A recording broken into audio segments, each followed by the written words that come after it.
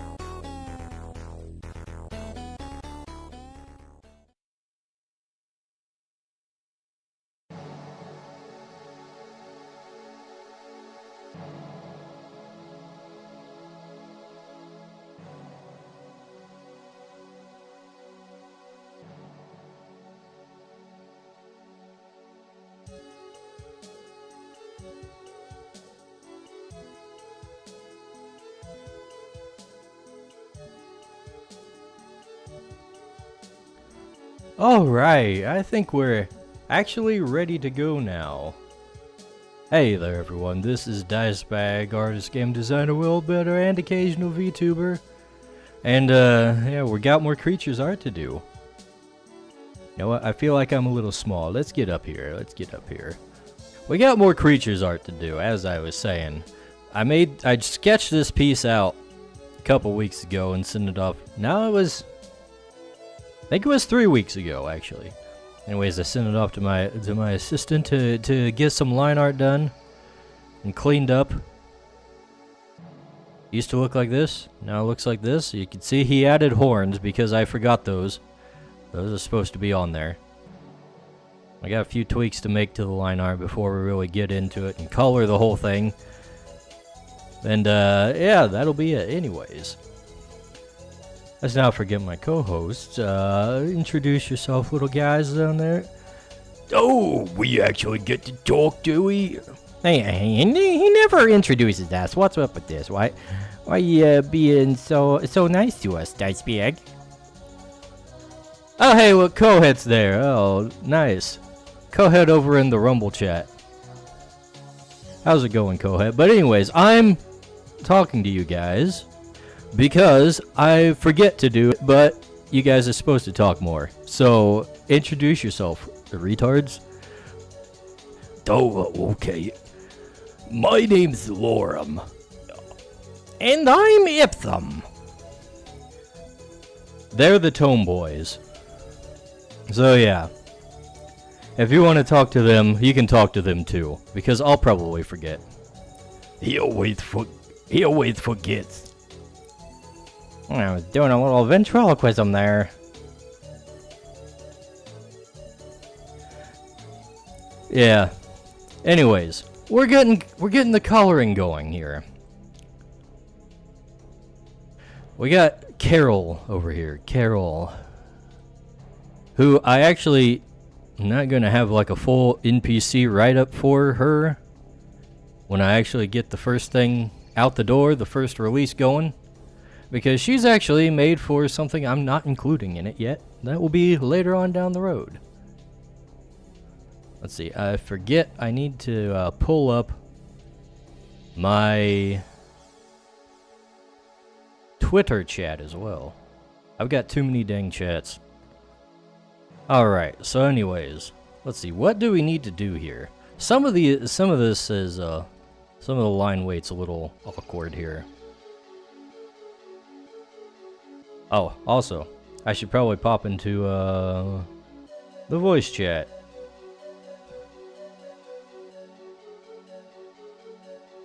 So there we go. In case one of the artistic savants boys wants to talk. So yeah, we're gonna clean some of this up. Like this, namely, looks a little looks a little awkward. So we're gonna kind of lighten the load on this line here. It's a bit much. And maybe thicken this one up just a tad. There's not a whole lot I'm gonna need to do, I don't think. But some of this is just needs a little cleanup.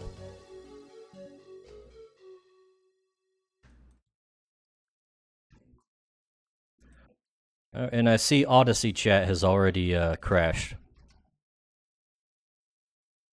Nice.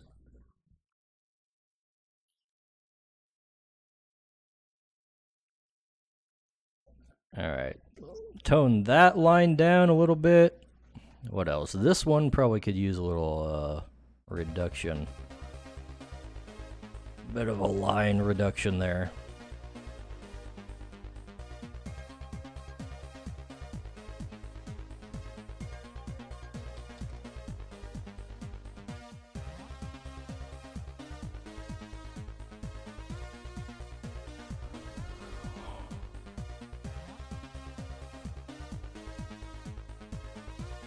Oh, this one's a little thick too. There we go.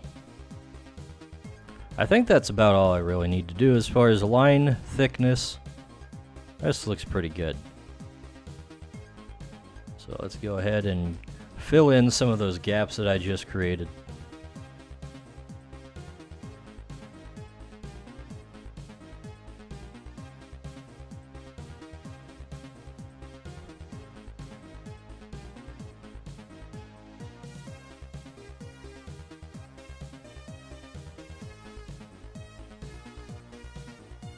I'm not sure what's going on here, though.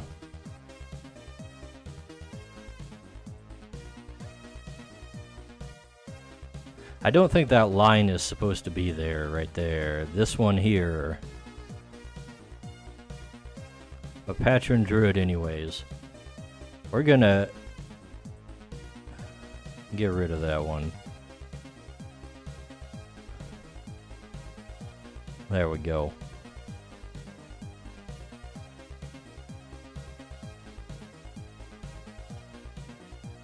And while we're here, we also need some laces on the boots.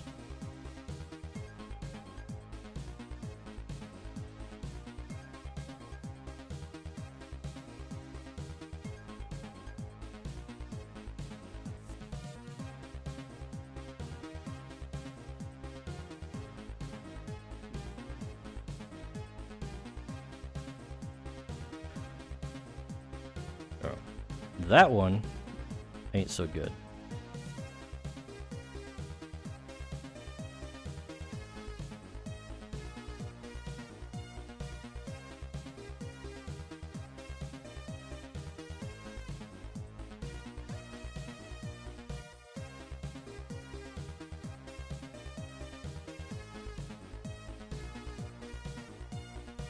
All right. Now, one other thing I noticed is this hair is clipping right through her cloak, and that just ain't right.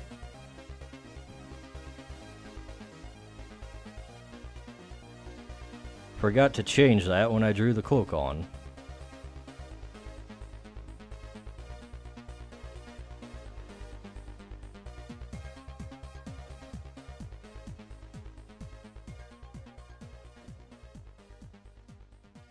Over here, let's add a little detail to this.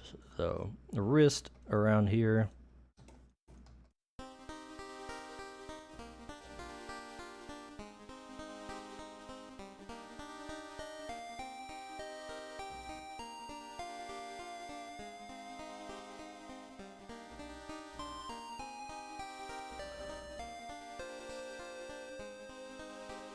I actually got a surprise Friday off yesterday.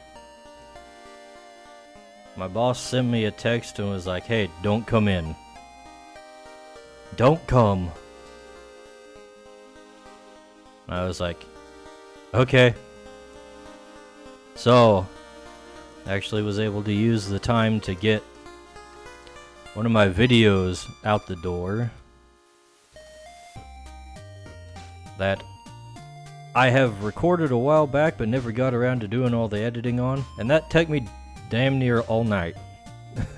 Unfortunately. This is why I don't do that many, like, scripted videos.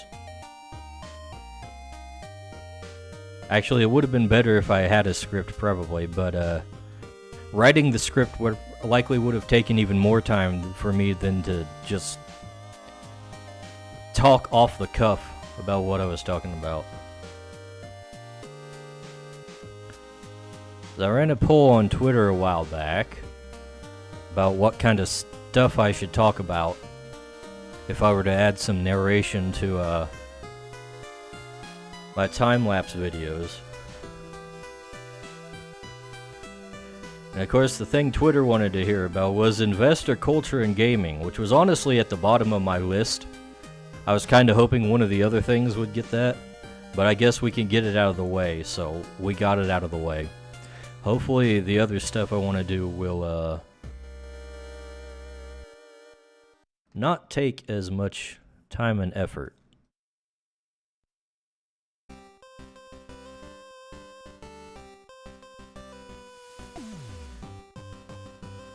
But that one's ready to go, and it's already uploaded. I already uploaded it to the Creatures YouTube channel, but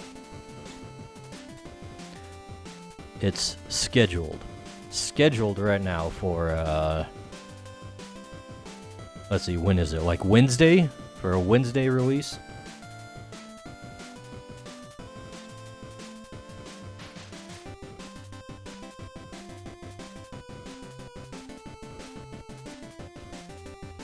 Surprised it wasn't what you wanted to talk about. It's like your biggest pet peeve.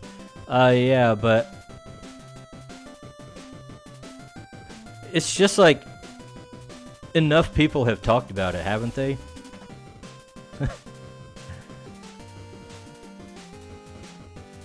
Maybe that's why I'm not super successful on YouTube, just because I don't talk about things that everybody else has already talked about. Because apparently that's how you that's the way you're supposed to do YouTube according to the YouTubers. You just talk about everything everybody else is talking about and already getting views for it, and people click on that apparently.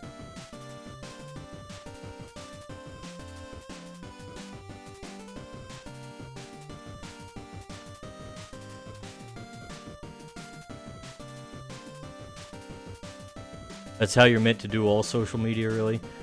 Yeah, that's the worst part about social media, honestly.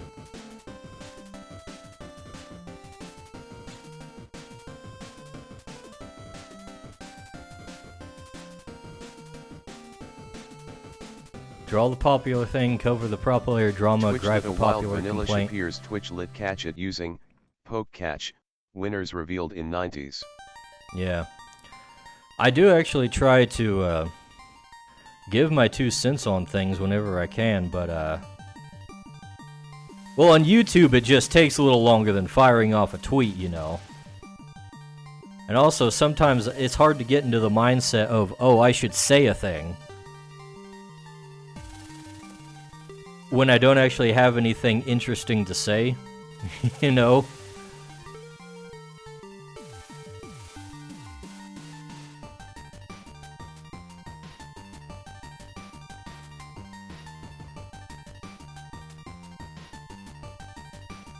My brain doesn't really work that way.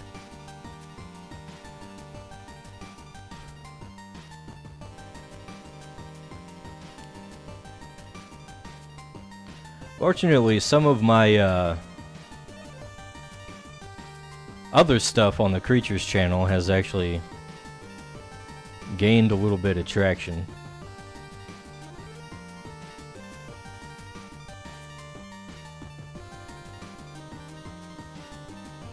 I wish more people were like that. Yeah, kinda me too.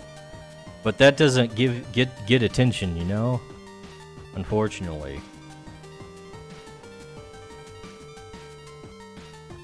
Vanillish escaped. No one caught it? John Aswu 5 rig. Vanillish. You know what? Vanillish is kinda... It's one of those Gen 5 Pokemon that kinda gets a bad rap. But it's also not very well designed. That's one of them where I'm like, yeah, that one kinda sucks. Or maybe I'm thinking... I don't know, maybe that's not the one I'm thinking of. There's like a 3-stage evolution for the ice cream cone Pokemon. I think. And I'm pretty sure it could have just been a 2-stage evolution.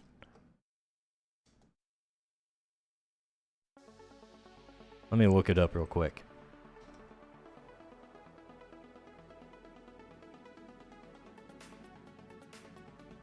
Bulbapedia? Yeah. It's got Vanillite, the cute little one. Then Vanillish, like the grown and looking big boy with like a bow tie of ice crystals. But then there's a third one, and it's like 2 of them. With a straw sticking out one of their foreheads. I don't know why. I don't know why that needed to be like... Why there needed to be 3 stages in that. If they were gonna... You know what, let's take a little detour here. Look at this guy. Okay. We got Vanillux.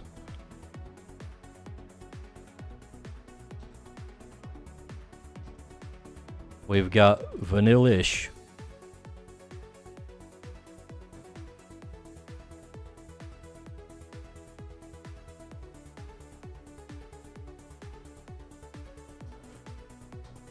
And we've got Vanillite, right? So here's what I'm thinking. First of all, let's get rid of this freaking black backgrounds.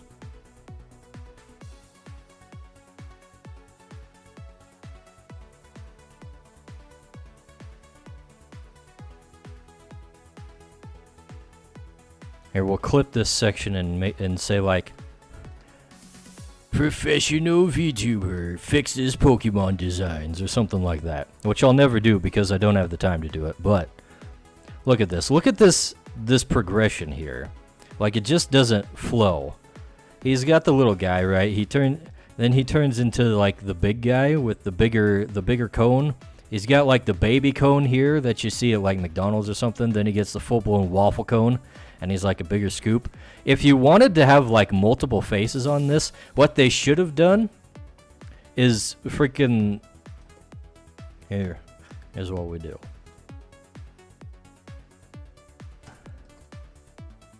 You get... Okay, hold on. Need to get on the right layer here. Yeah, we get rid of this guy. Actually, no. Hold up. We're not going to completely get rid of him.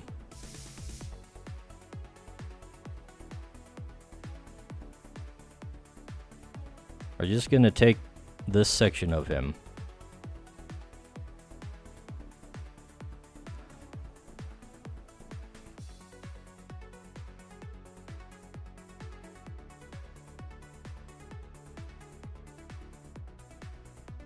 All right.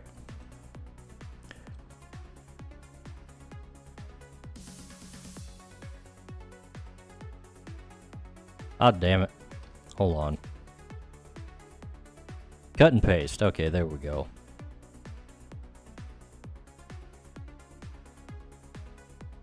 We take them like so.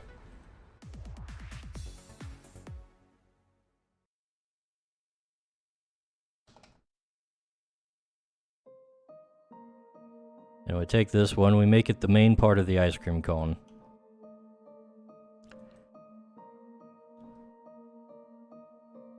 This guy, let's flip him. Transform, flip horizontal. Okay, now he's positioned correctly. And then we're gonna kind of squish him down.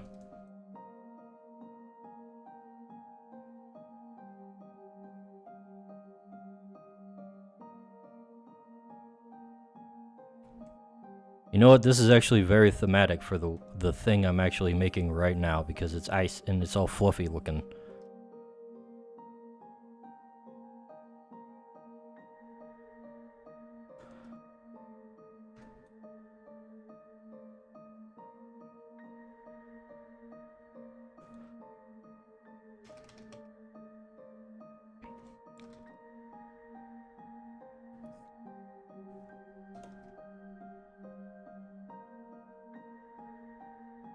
And you make him like a double-decker right here.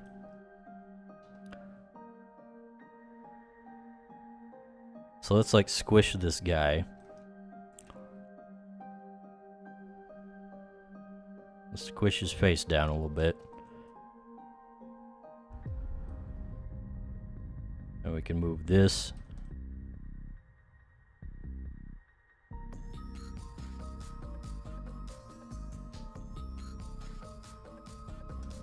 And you could like straight up stack them.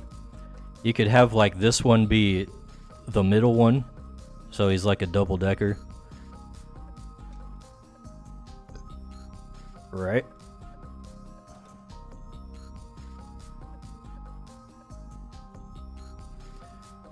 And then you could take like Vanillite over here, the baby headed one.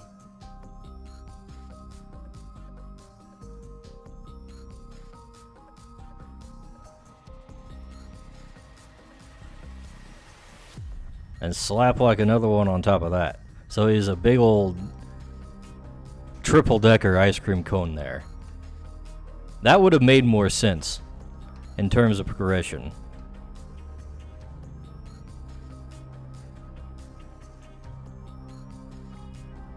Am I right or am I right? Like just having a double ice cream cone merged together, probably, it doesn't make sense. Who does that? What kind of ice cream cone is that? Anyways, back to the main thing.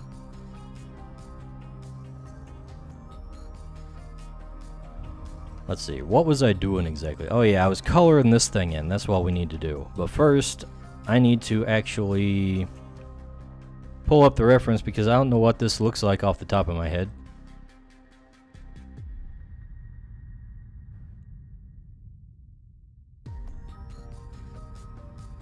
What's that face mean, Kohit? Do you agree or do you disagree with my assessment of the Pokemon design? Well, I'm looking for Carol's reference. There she is. Oh, that's right. That's right.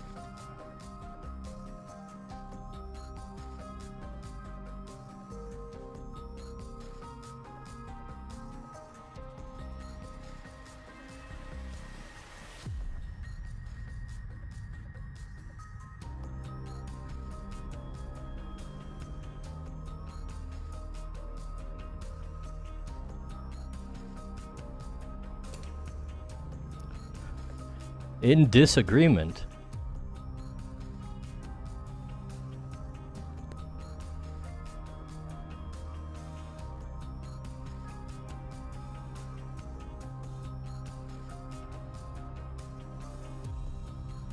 You're really telling me that this makes sense? How does that make sense?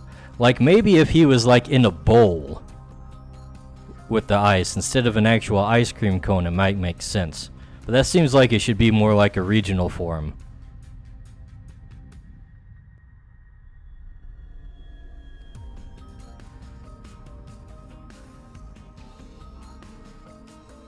I do not like his progression.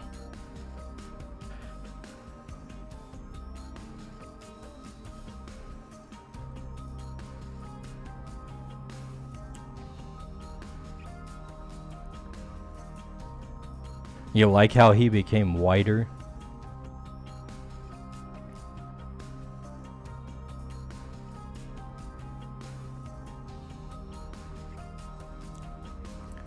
Well, like I said, if they wanted to do that, then they should have put him in a bowl.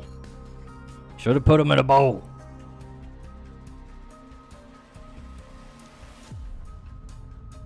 Because that could have worked if they just...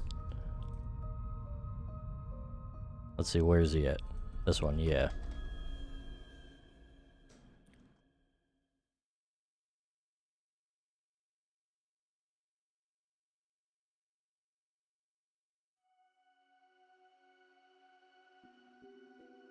If they just kind of did like so.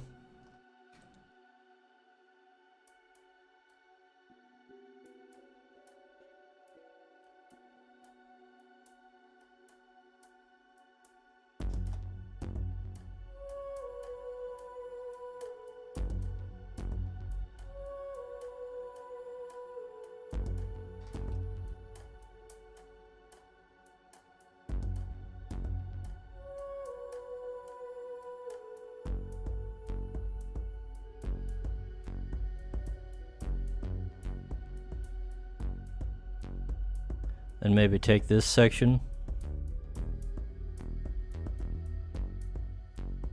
Squish it up so it's not so cone looking.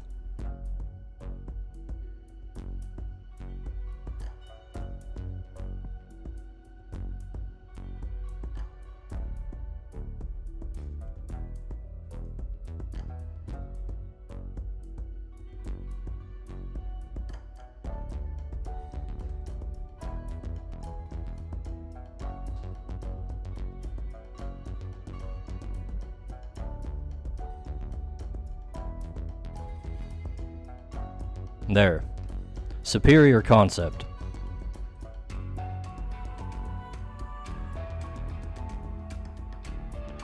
Also, why's he got a straw out of one head? Why's he got a straw? That's a milkshake thing. Might make more sense for a bowl, but nobody eats an ice cream cone with a straw.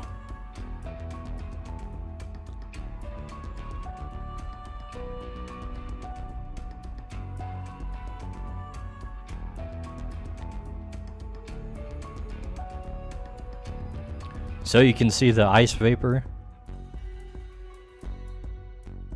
You don't necessarily need a straw for that.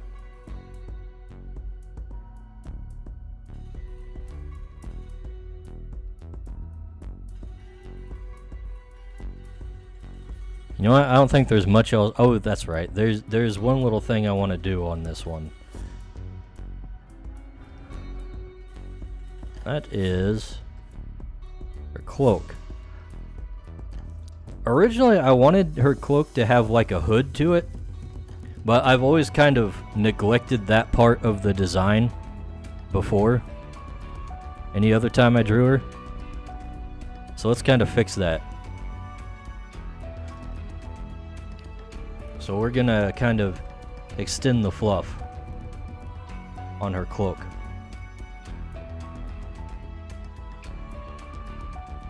Twitch lit a wild LGM appears. Twitch lit catch it using poke catch. Winners revealed in 90s. Has icy coughing energy.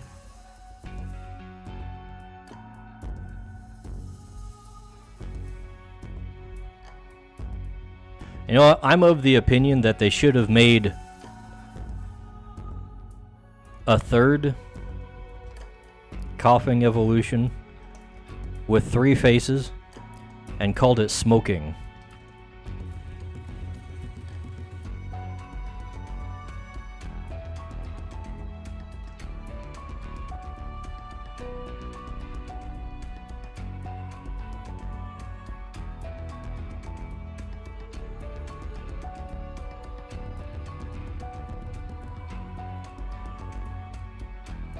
What do we think about that?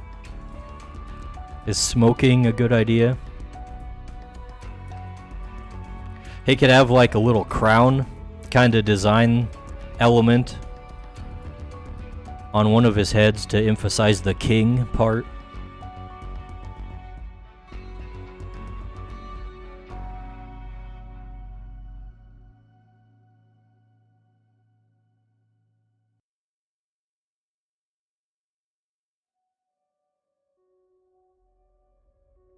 LGM escaped. No one caught it? John Ass 5 rigged. I'd call it hacking. You'd have hacking, coughing, wheezing, and hacking. I guess that would work too. I feel like it would be less, what would you call that? Less intuitive.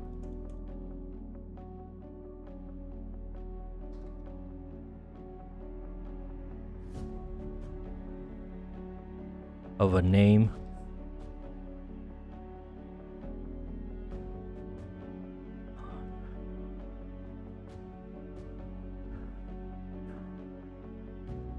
I'm glad you agree that we need a third coughing, though.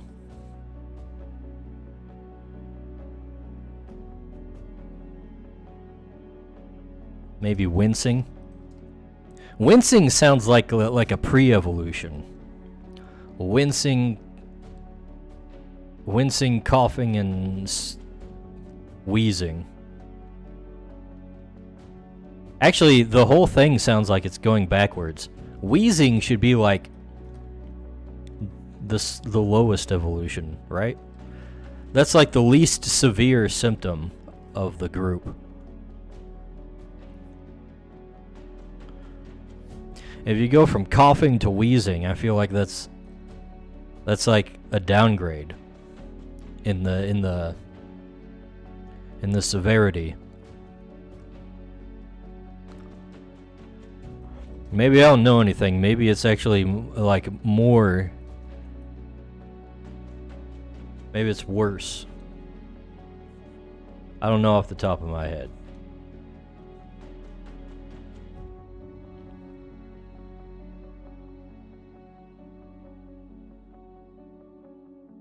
There's multiples, hence the wheezing. I never thought about that aspect.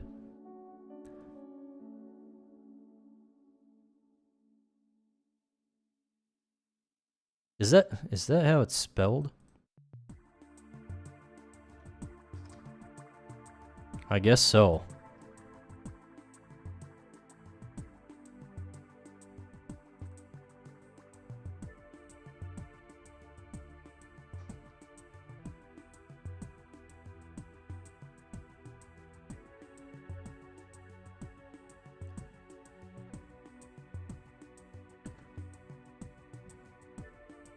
I was under the impression it was spelled just like the normal word. But just something you see a lot of in Pokemon where they just take a word and misspell it. Especially in the early ones. Like Krabby. Krabby. Or Seal.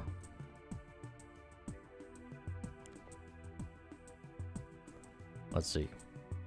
Carol does not have a canonical mouth color.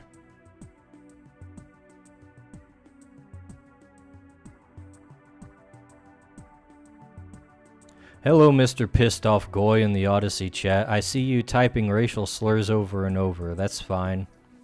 You're not on screen.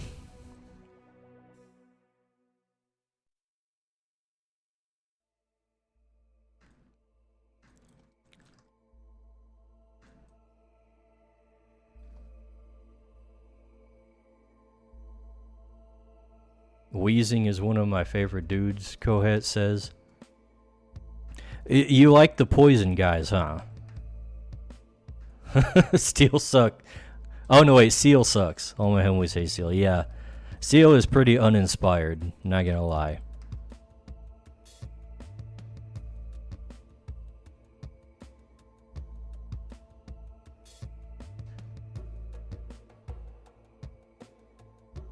This guy over on Odyssey is very obsessed with the country Niger for some reason.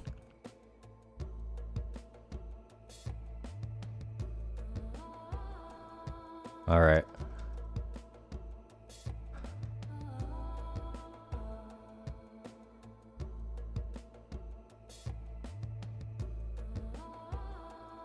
Let's start throwing on some colors.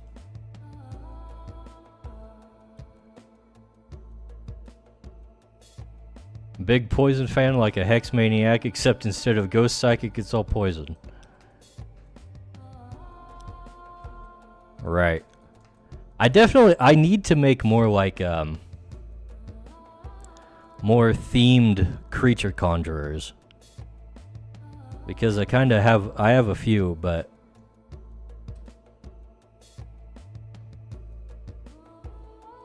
they're not really, they haven't been a priority. But I think it would add to the setting if I had more NPCs that were themed around specific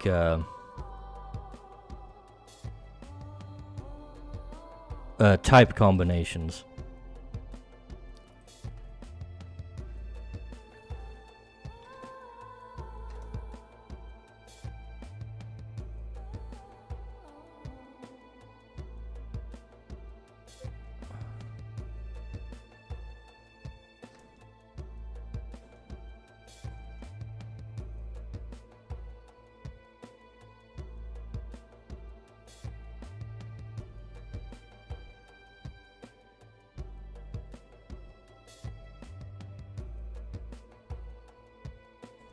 I guess I am drawing one of those right now. But she does have like an actual story behind her.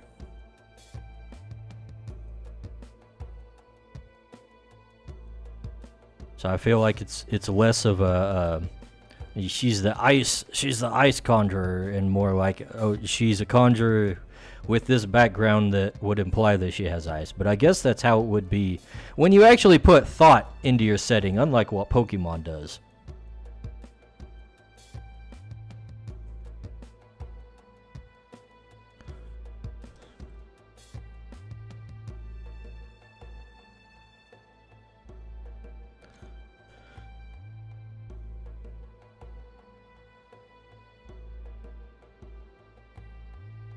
It's a shame that she's post-release. We'll still use the art and stuff of her, but I won't have like a full NPC write-up. She'll be a mystery for the common person. For the common person who's not involved in the creature's lore and doesn't, you know, follow me on YouTube and Minds and Twitter and Odyssey and Rumble and did I say Twitch? Twitch. All those places where you get the details and the lore. And you get to hear my innermost thoughts.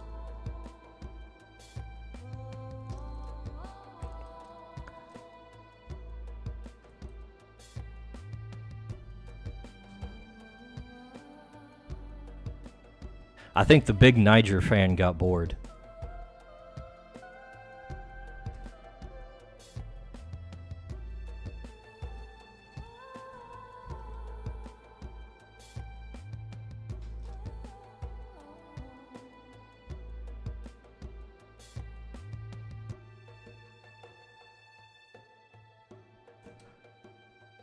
But yeah, I guess for anyone who's lurking and doesn't already know, Carol is going to be involved in basically the first big mega dungeon type of thing I want to put out for creatures, which will be like a whole city that's been overrun with creatures because the king who controls it pissed off his mythic creature too much, and it led to some unfortunate consequences.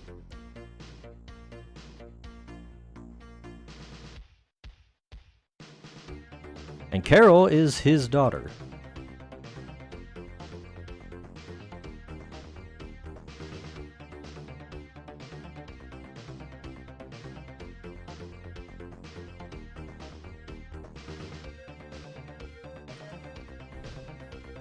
So she would be a major point of contact for somebody doing a campaign in that part of the setting. Why would you be a fan of Niger when you can be a fan of Chad? I don't know, that's a good question.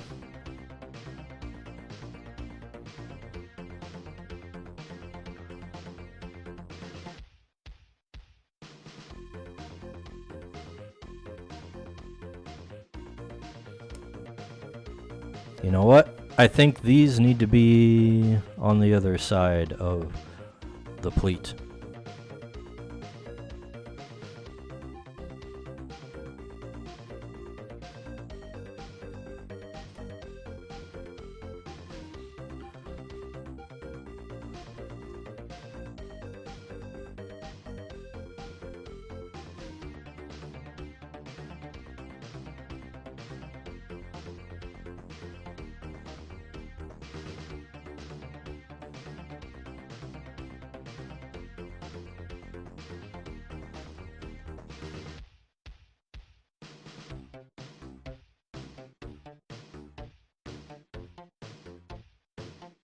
You know what?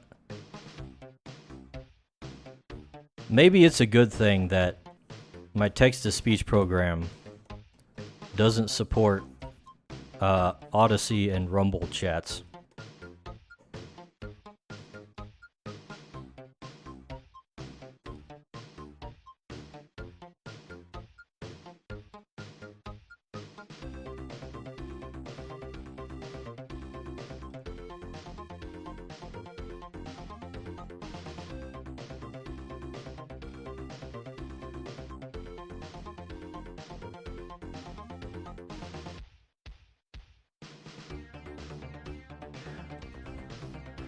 I feel like if I actually got the text-to-speech guys to include Rumble and Odyssey in their little program here, that'd be like a monkey's paw thing.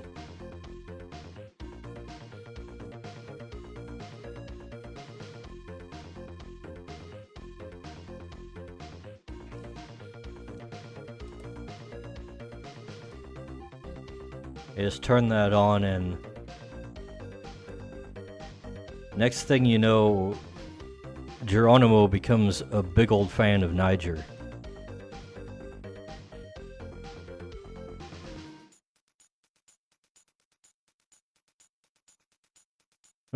Twitch YouTube bans up 200%.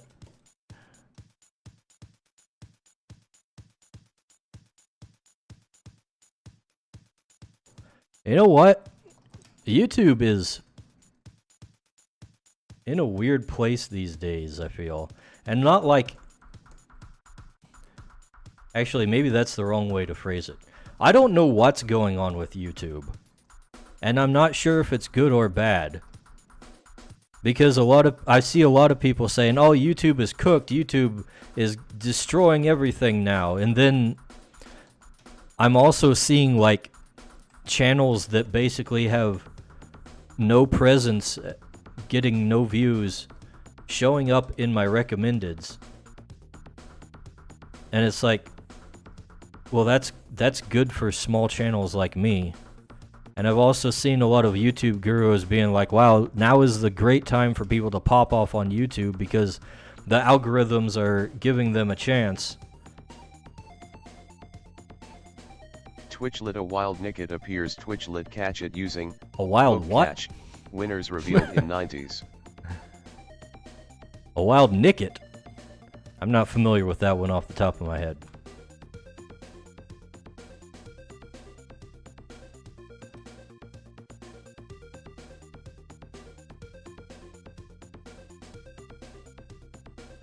You've also been recommended a lot of smaller channels lately. I like that. Some bangers, more that are not exactly bangers. Yeah. The thing is, like, it's good that they're giving people an actual chance.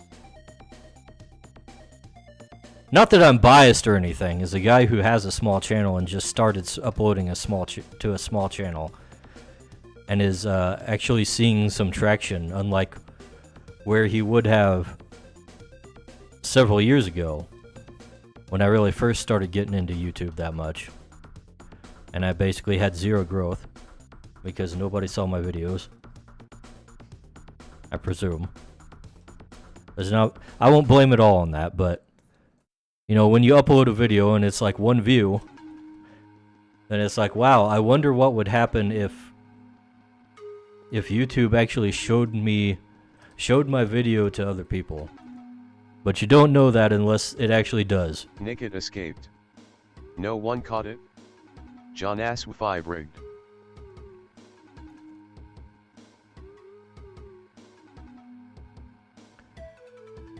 It's really weird too, like YouTube,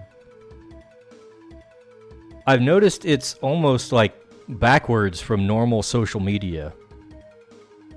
Like with Twitter and stuff, you post something and like the first few hours it's out, like that's like 90% of the engagement you're gonna get.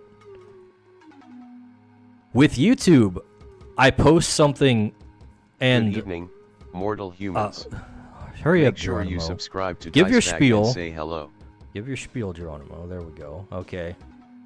So I post something to YouTube, and basically nothing happens for the first 24 hours. But then, like, 2 days later, it might get a bunch of views coming in.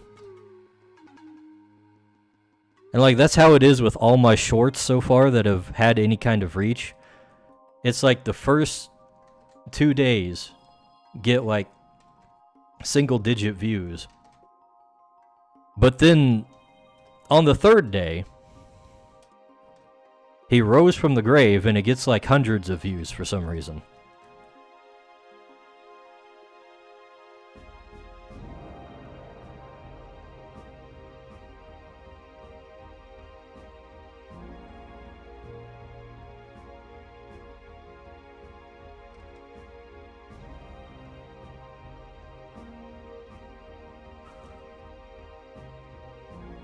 I just want channels to fail or succeed on their own merit.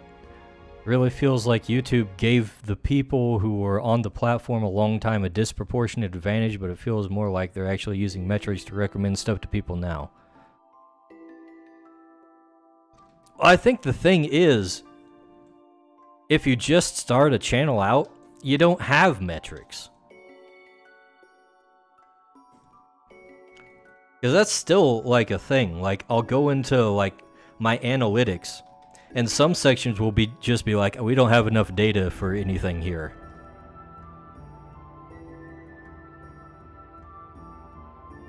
So it's like, okay, I guess if the algorithm can't collect enough data to really tell me what's going on, then it's probably not going to be recommending things based on that data either.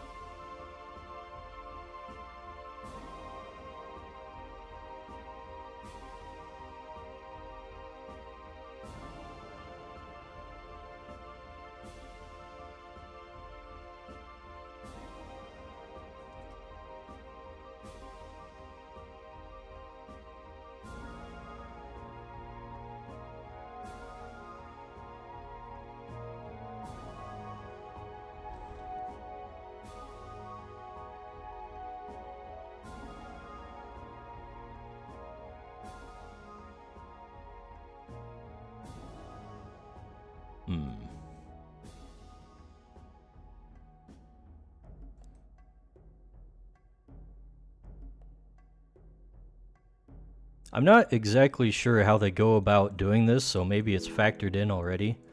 But I feel like the best way for things to recommend people with algorithms is to like look at the stuff that other people who engage with similar things also engage with.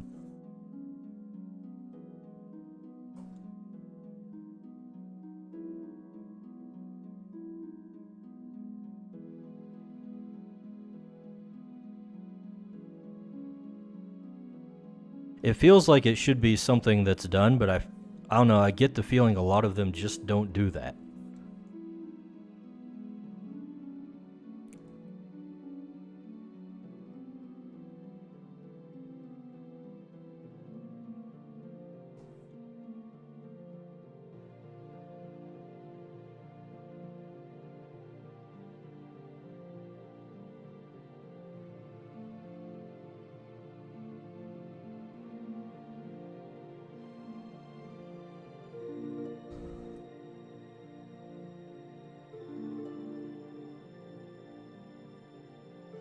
Also, YouTube now has a little tool on it by default that you can use to do split testing with different thumbnails.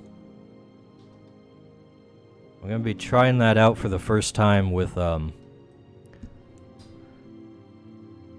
my Wednesday video.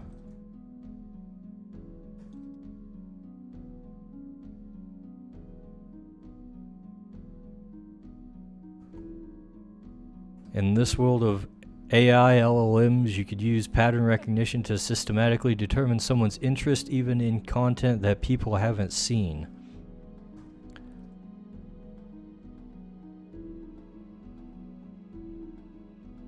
Maybe, but I don't know, man. Like, I don't really trust AI to do things right, like ever.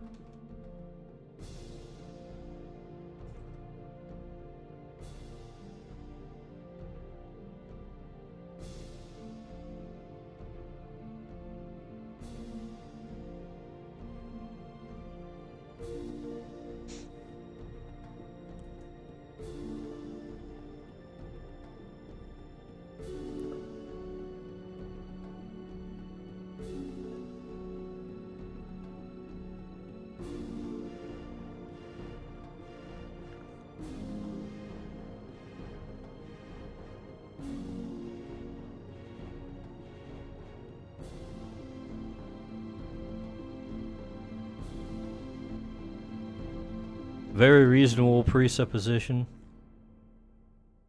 Yeah, that's what I thought.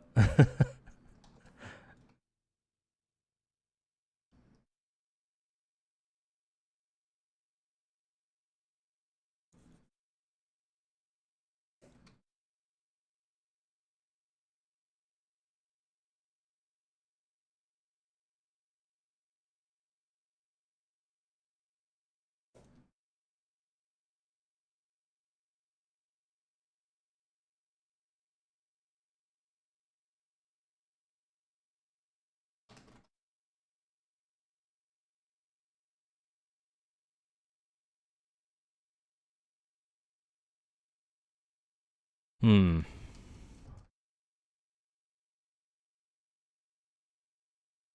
Ever tried drawing something in a fisheye perspective? Probably? I can't think of anything like off the top of my head, but that seems like something I've done at some point. There's probably also a reason why I don't do it very often.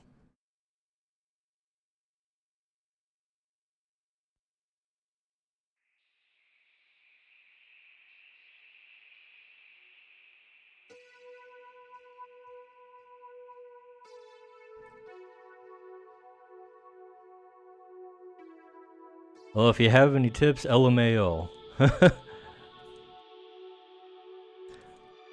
Unfortunately, I do not have tips on that.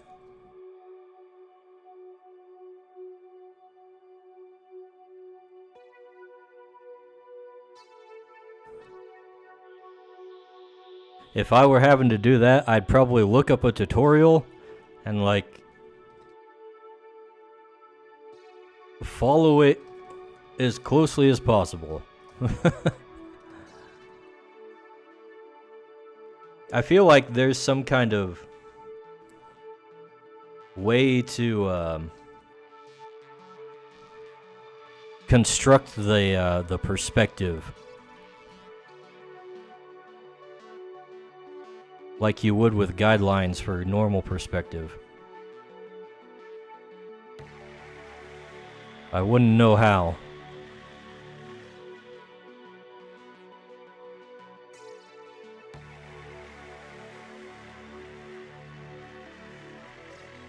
Surely there's an art tutorial on YouTube about it.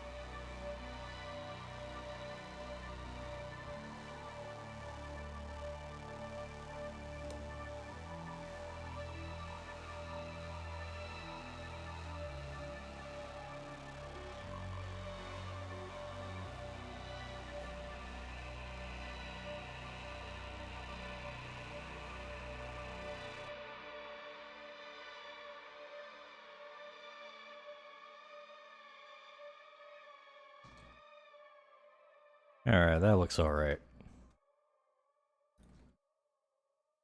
This maybe not so much.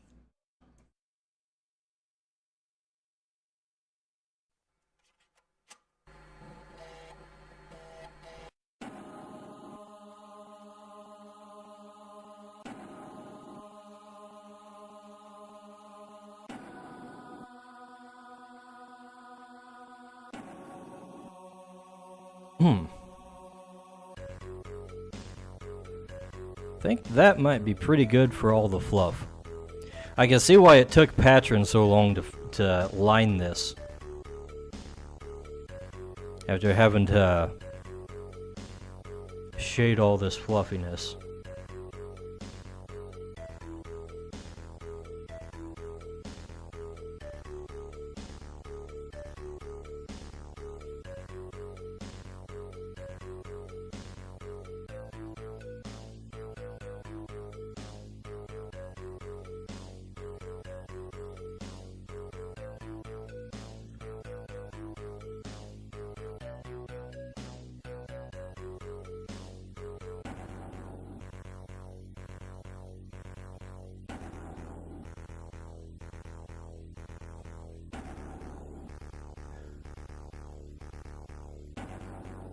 Oh, we got some gaps in the line art.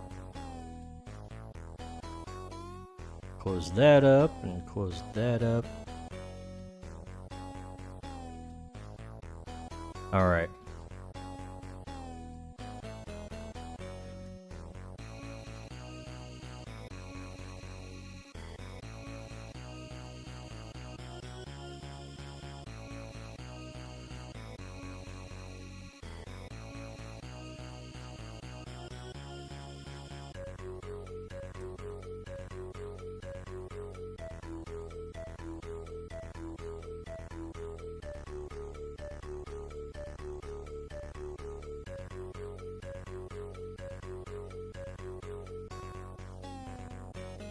Twitchlet a wild skiddo appears Twitchlet catch it using poke catch, winners revealed in 90s.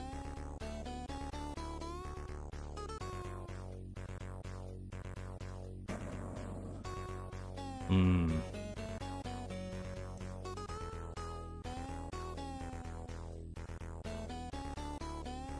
know what? I'm just gonna fill all the fluff on her cloak, and we'll go in and work subtractively. to put in the lighter areas.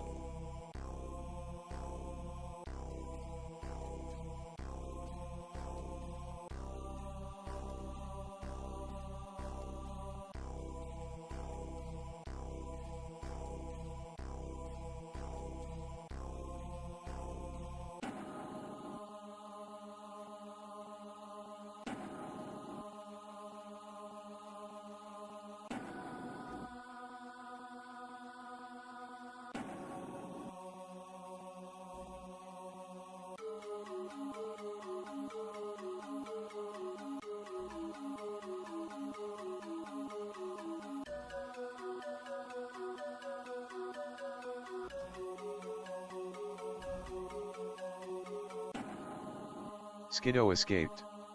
No one caught it. John Asw 5 rigged. I should probably put a little more detail on the sword.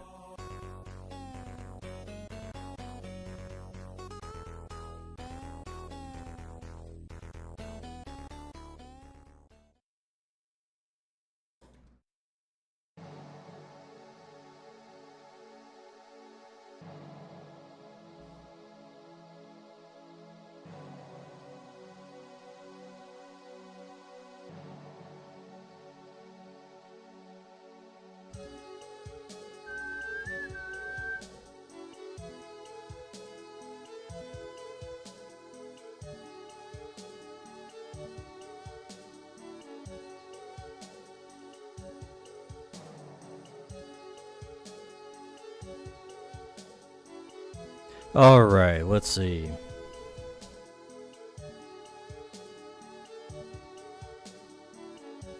Alright, this part.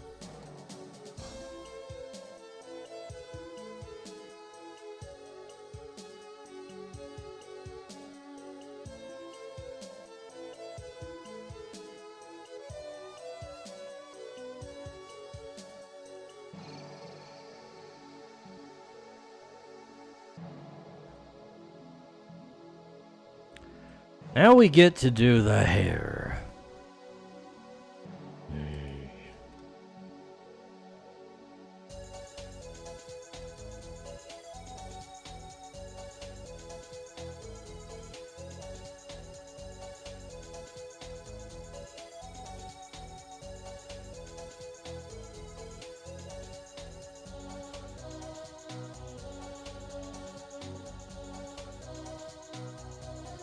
Do I enjoy rendering hair? Not really.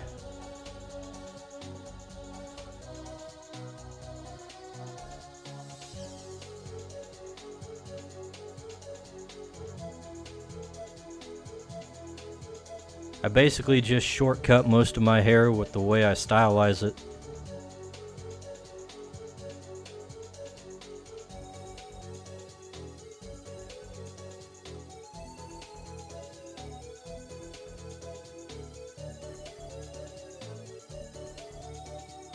Actually, I could probably stylize it a little bit less, given that I'm working with a Pokemon style.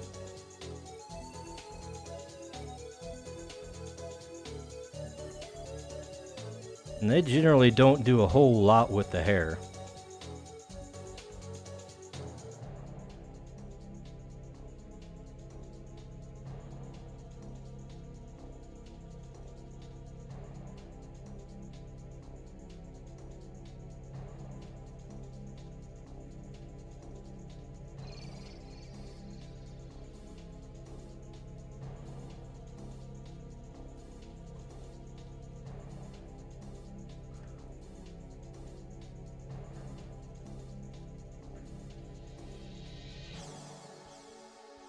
Probably just leave it kind of like that.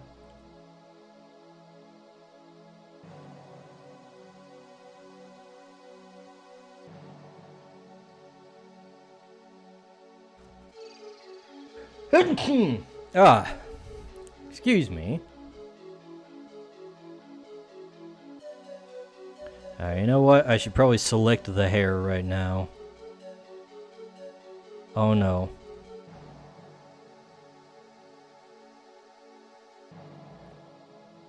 The hair is too close to skin tone color.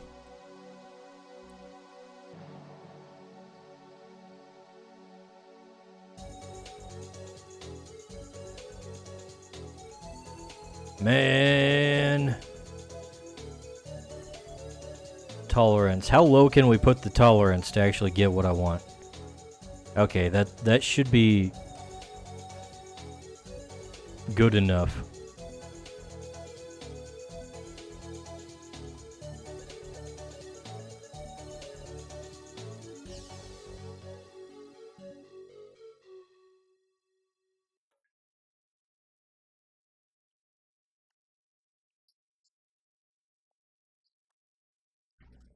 And select this stuff over here. Alright.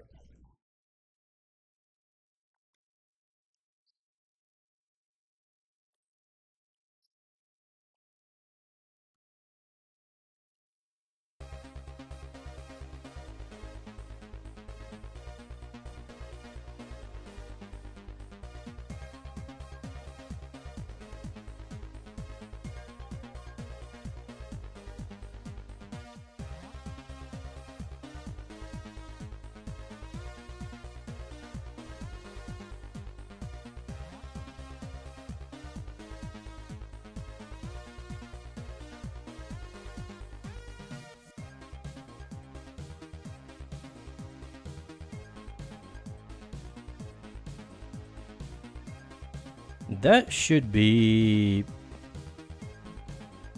more or less alright. Let's give it a little bit of detail here.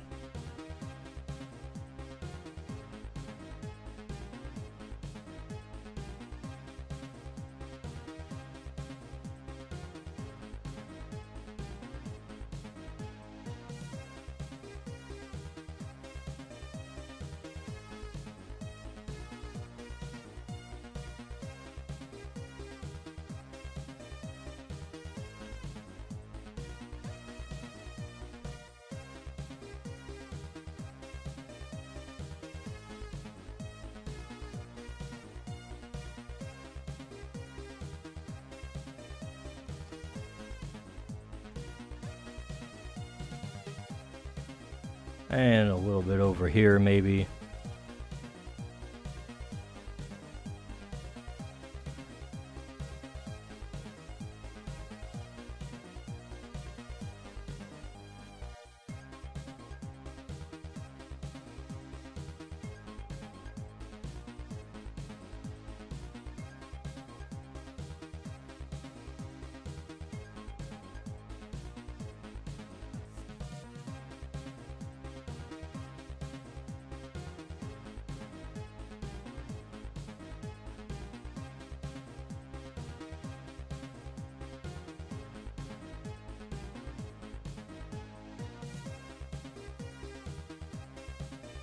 Oh, I just noticed this probably should have a shadow here.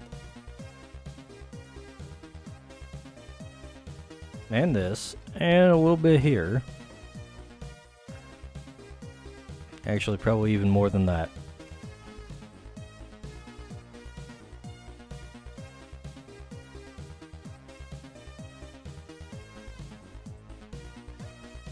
No, I don't want text. Wrong tool.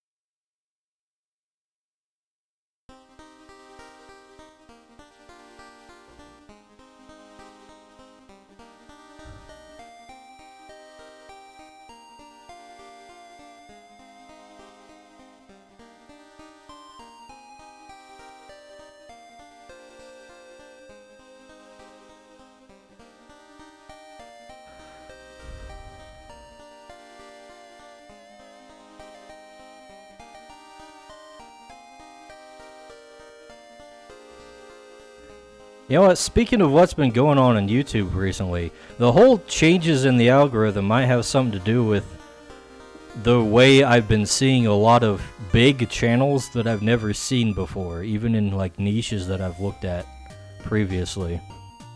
Because I feel like that's been a thing where there's a lot of channels cropping up that have had like years worth of content on backlog, and I like just overnight I start seeing them.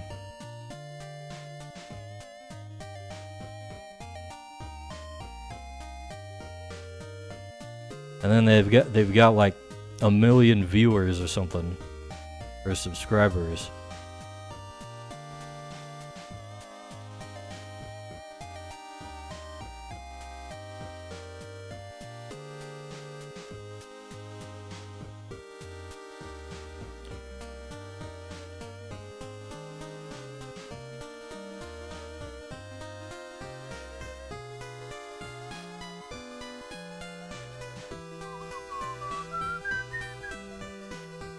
Alright, I probably should stop futzing around and start doing the deep darks.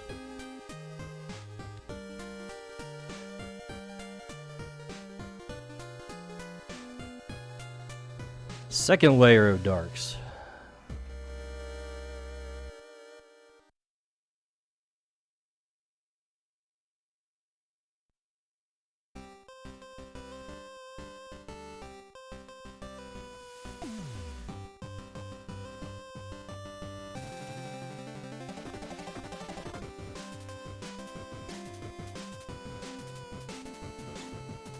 Gonna have to get to recording another session for the solo campaign pretty soon.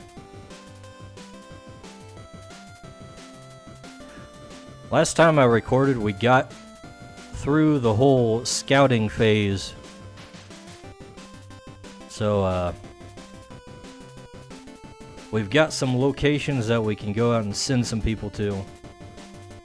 Now, I'm kind of in the process of figuring how I'm going to go about doing that.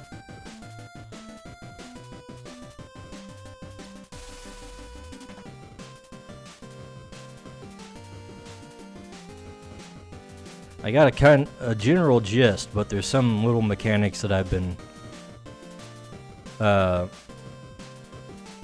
coming up with recently that I haven't really fully tried out yet.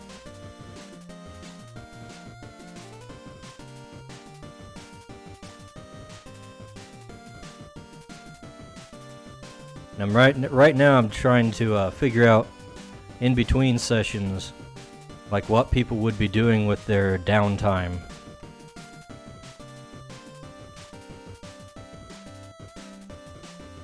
That's something I've definitely fleshed out a little bit more since the last time I did anything.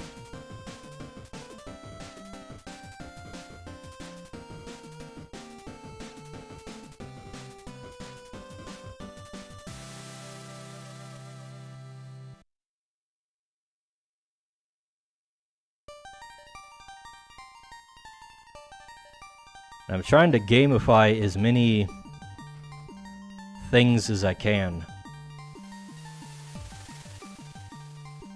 Gamify and randomize.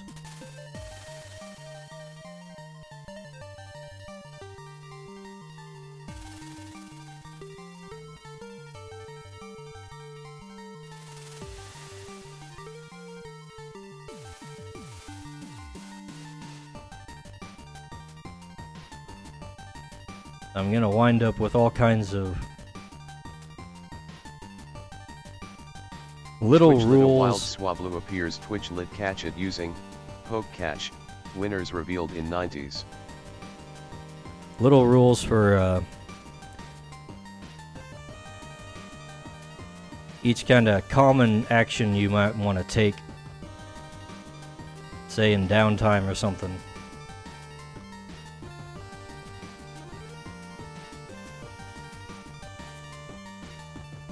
You know what? I'm gonna throw a little bit of blur on the line art.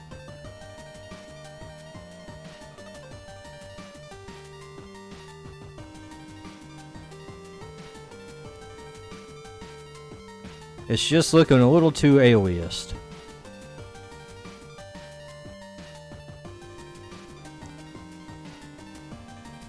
You can really see like the gaps.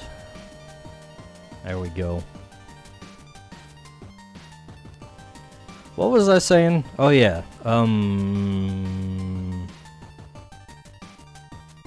What was I saying? Something about game mechanics.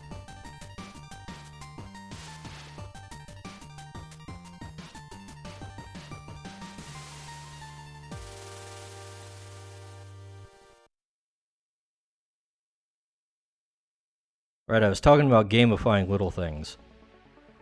Swablu escaped. No one caught it. John Asw 5 rigged. And one of those things is going to be downtime.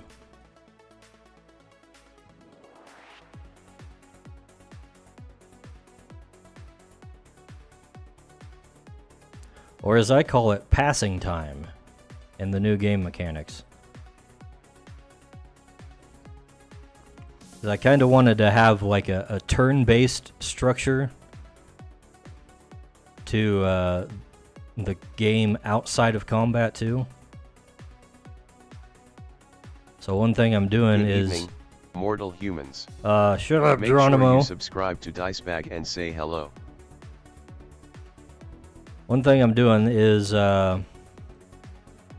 taking things that might be described in like real world time normally and saying, okay, this is gonna be a pain to track, so we're gonna simplify this into a turn structure. Because one of the things I found while playing is that tracking things by the hour is kind of a pain.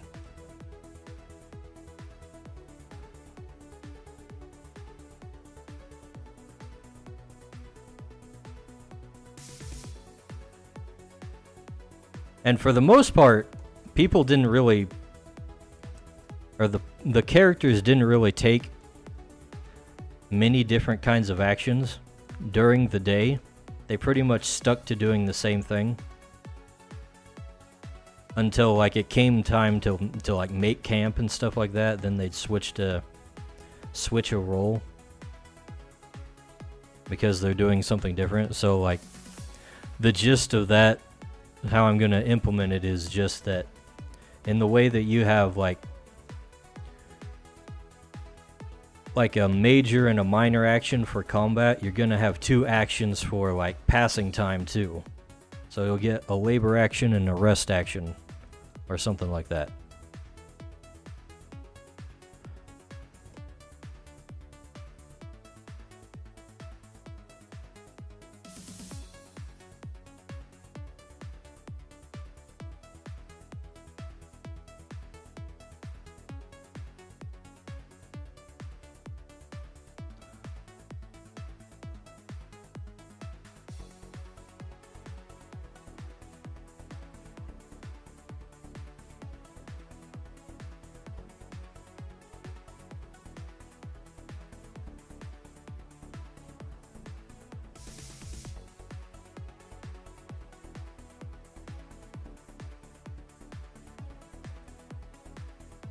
And that also affects how I'm going to handle the crafting system too.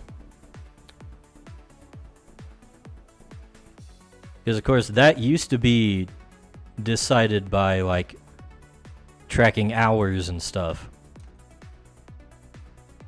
But if we're changing that to just tracking days, then it becomes a lot less micromanaging.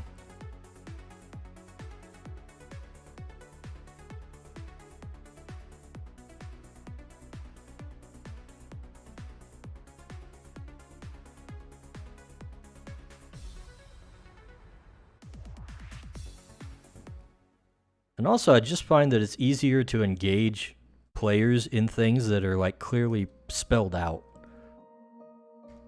Maybe it's just me, but I feel like if you tell players, here, you can do this, they're more likely to do that. So if you come up with like specific rules for things you can do in a role-playing context, then I feel like more people will engage with that part of the game that otherwise would not.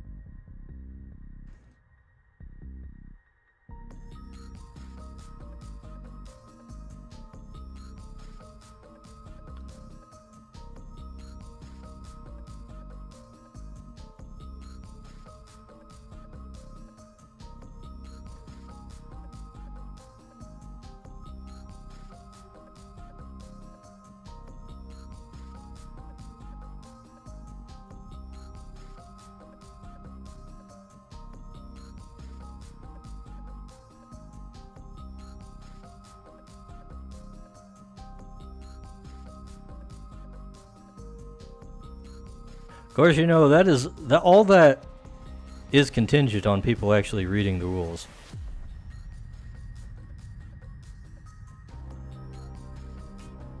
As I've recently discovered,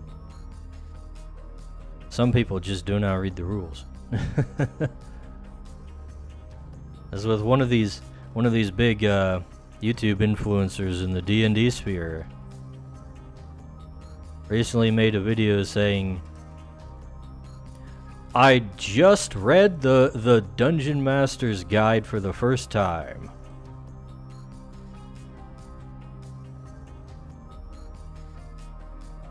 Which is kinda crazy.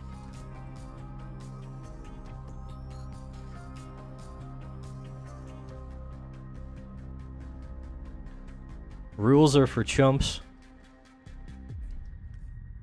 You know what? I say it's like art. You should know the rules before you go around breaking the rules.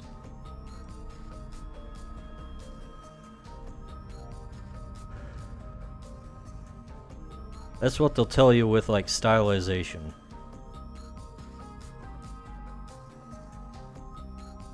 Learn the rules first. Even if you're going to be drawing cartoons, you should learn normal human anatomy. That way you can break the rules in an informed way.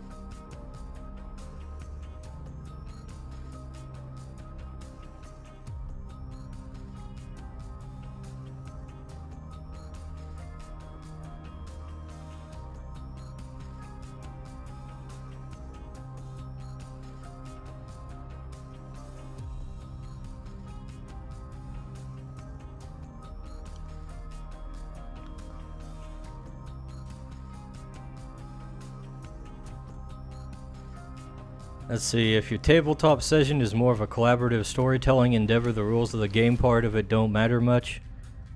I disagree. Because the rules are what make it a game, for one thing. If it's just collaborative storytelling, then just do that. Just write a book together.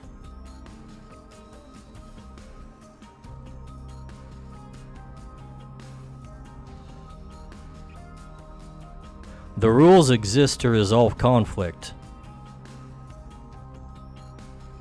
in a way that all parties agree to in advance.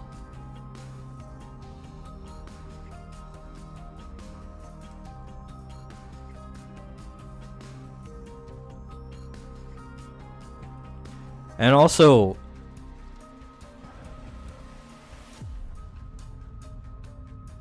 like, good stories establish rules anyways.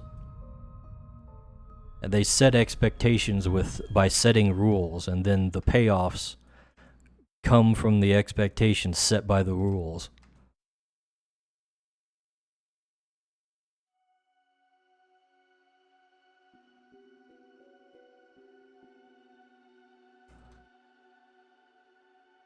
I would suggest that the strength of RPGs is more in what would you call that? Emergent storytelling anyways. Which basically is just the story that the rules tell.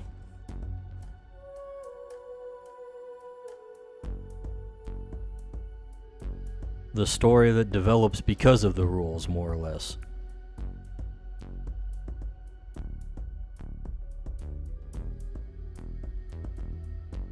That's basically how I'm running the solo campaign.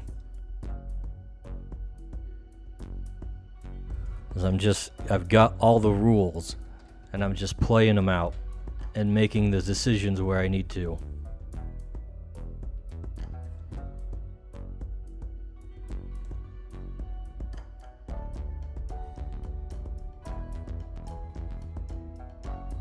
Ultimately, like, you normally think of like solo D&D as being your own dungeon master, but really it's like dungeon masterless.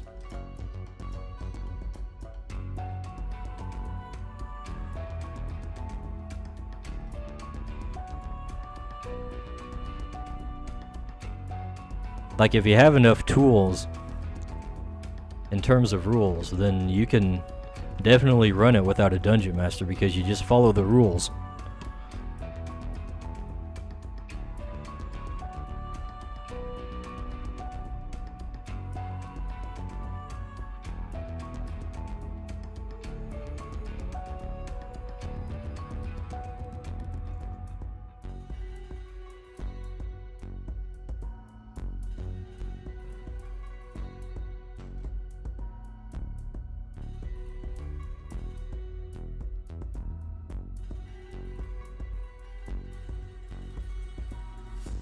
I think that style of play is actually, like,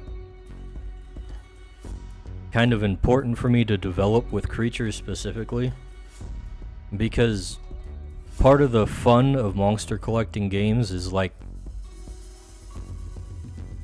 having the control taken away from you.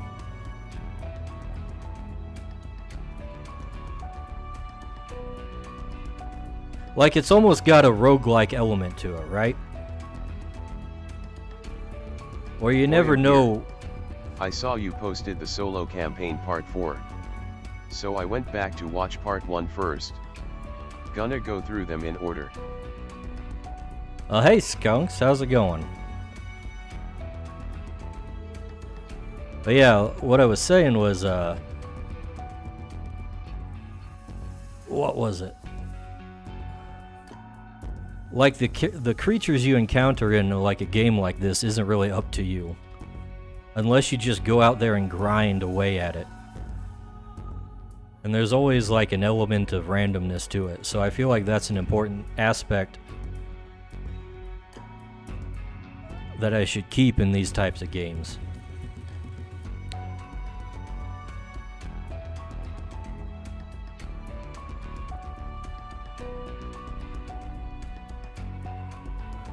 Twitchlit a wild Vino Nat appears Twitchlit catch it using poke catch, winners revealed in 90s. And Skunks, if you want to leave me some feedback, I would love to hear some.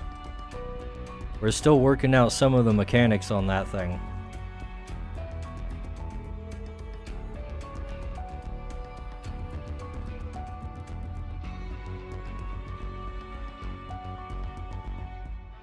I've got one more episode of that whole scouting mission the guys are going on. And then I'm gonna jump right into, like, sending them to explore one of these locations with a different team. And that's going to be testing out a whole different level of procedural generation on that.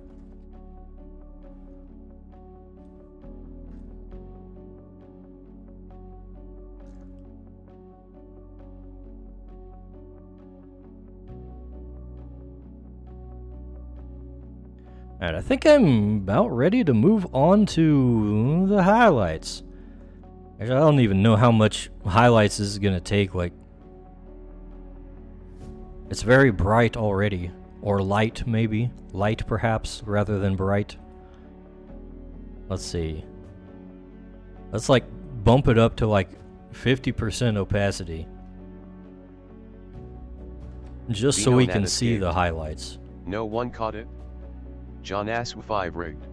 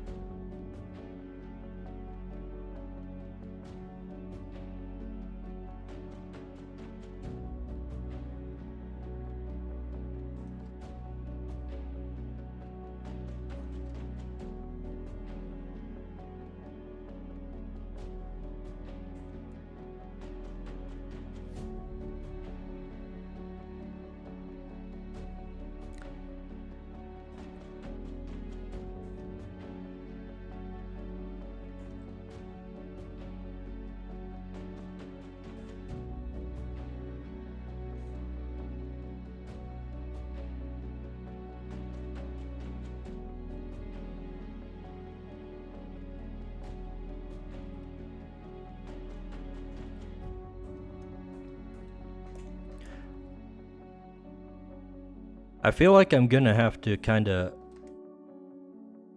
increase the danger of some of the stuff I'm putting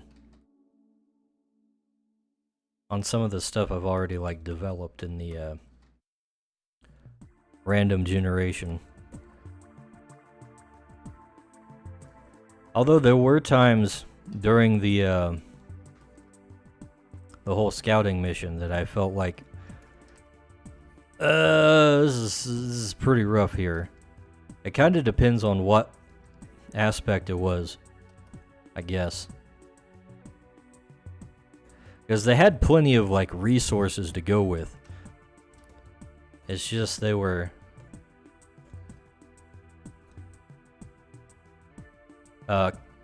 coming across a lot of issues along the way.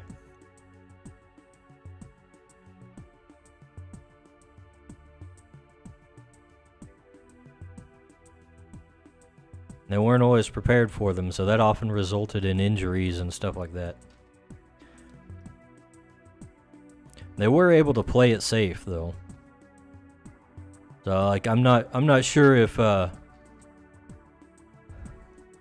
it's like this was, if that was a proper difficulty or what.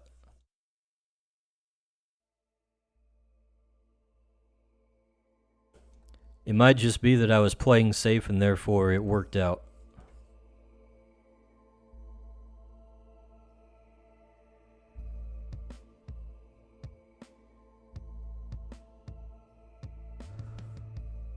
If I had something a little more high stakes, maybe it would have been a little different. Would have been incentivized to take more risks, but as it stood, they went out there with quite a few resources to work with, so they weren't in a huge hurry.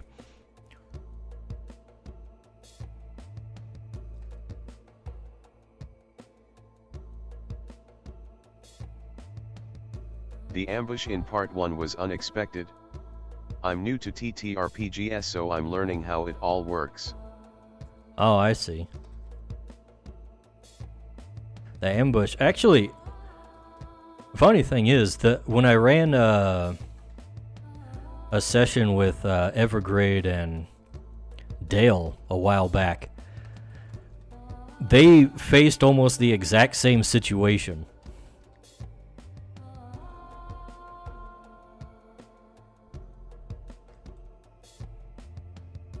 Like right out of the gate, they got hunted down by the same type of creature with a big old pack size.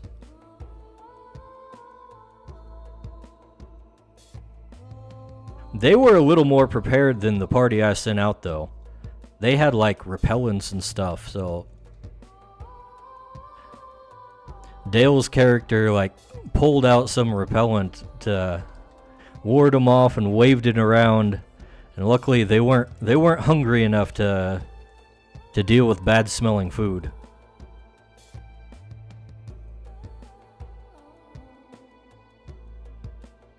Do I think it's just a weird coincidence? Cohet X? Yeah.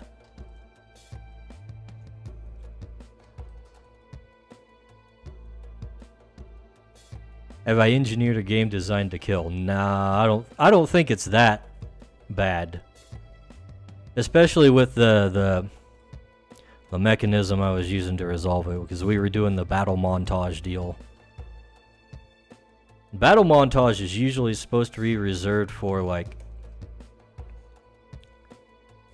encounters that are pretty much a foregone conclusion as far as winning is concerned. And that may not always be the case with random battles, so maybe I'll have to think of a way to kind of make random battles a little more threatening when it calls for it.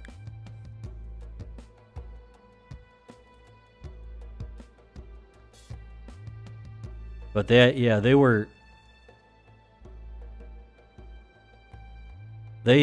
to deal with some stuff right off the bat.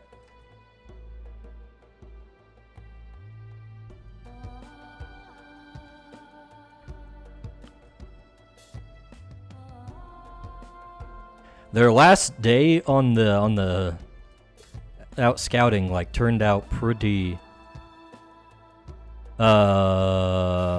uneventful for the most part, honestly. Which was very good for them because they had racked up like 4 injuries amongst all of them.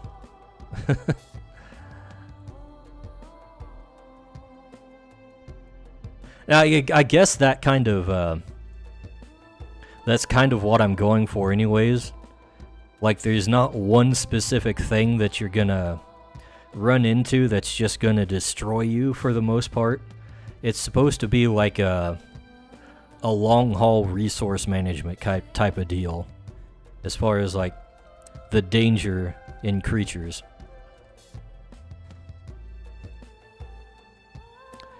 That's one of the things that deals with like how I've designed like the death mechanics and stuff like that, because you don't just die when you hit 0 hit points in combat or something. You actually get an injury first, and then as injuries accumulate, then you've got a potential fear of dying.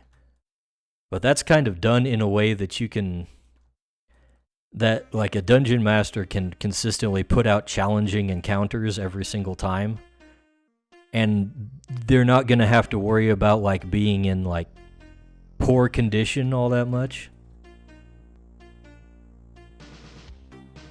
Like the DM will be able to challenge the players without killing the players, I guess is what I'm trying to say.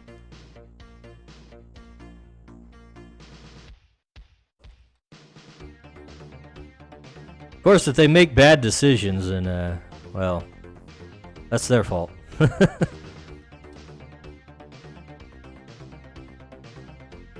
that's where the long-term consequences come in. Like injuries and stuff like that.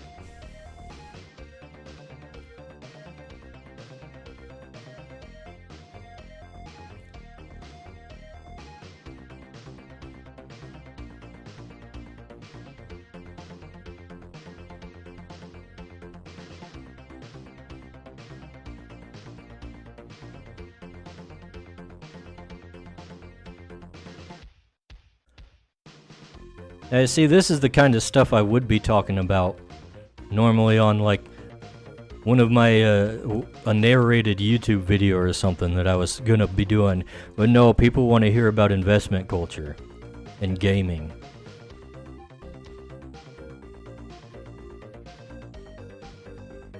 Don't worry, we'll get to the nitty-gritty of the game design stuff eventually. Now that the culture war garbage is out of the way,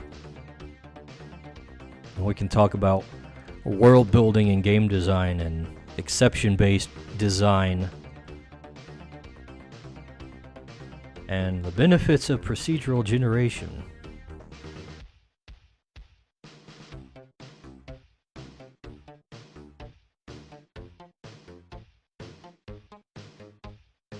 I should probably save this. This file's probably getting really big because the time lapse is on.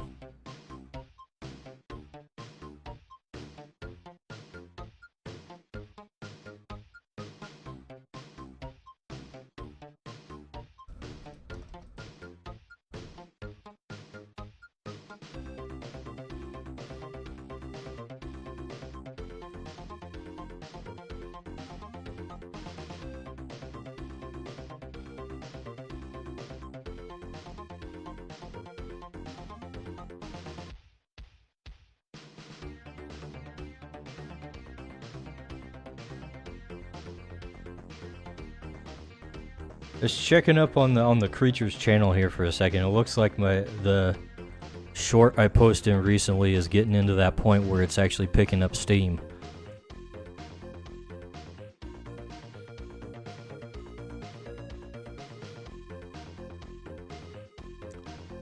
That weirdo YouTube algorithm thing. Am I basically done with the shading and stuff? I think I just need to go back in and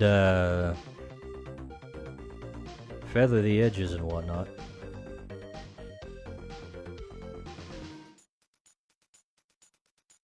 And then we can do some of the scenery and the effects and all that good stuff.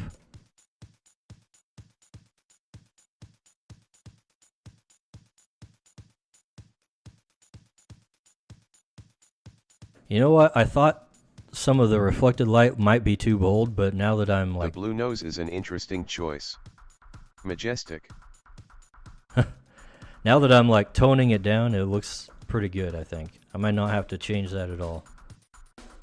Blue nose. Yeah, the blue nose is because he's ice. It's color theory, right? Color theory.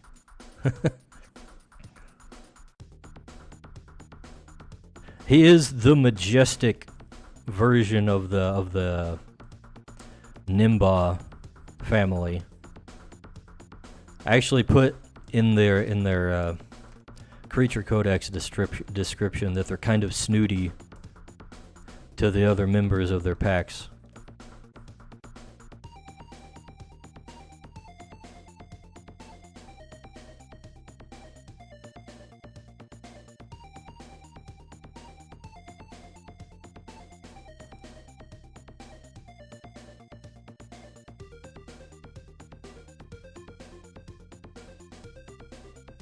This part's gonna be real fun to watch on the on the time lapse, where I'm going down and just feathering the edges on these highlights that you can already barely see.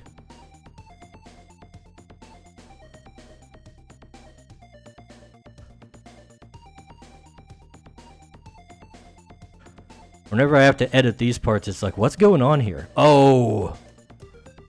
Twitchlet a wild Roggenrola appears Twitchlet catch it using poke catch, winners revealed in 90s.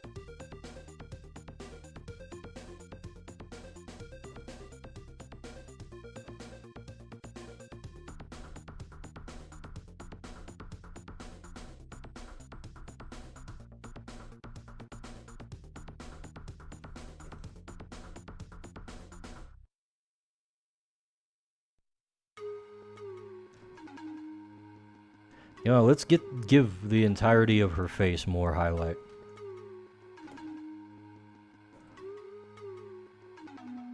Not that you can see much of what's going on there anyways.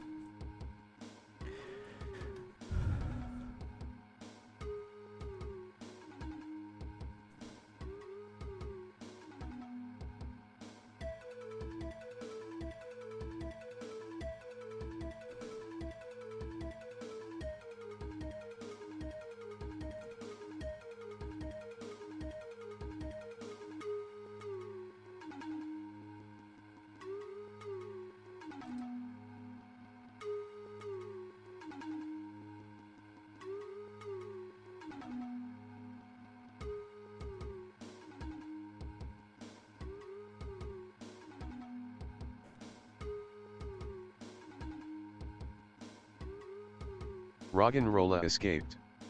No one caught it? John Asw 5 rigged. What a shame. Poor Roggenrola. Nobody wants him.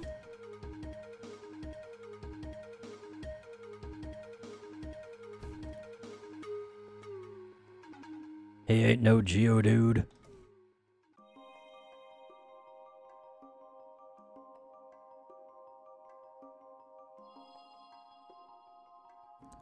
You know what? I didn't think about this for a long time. But I guess Geodude is kind of a play on the word geode. Good evening, Maybe? mortal humans. Make sure you subscribe to Dicebag and say hello. Perhaps.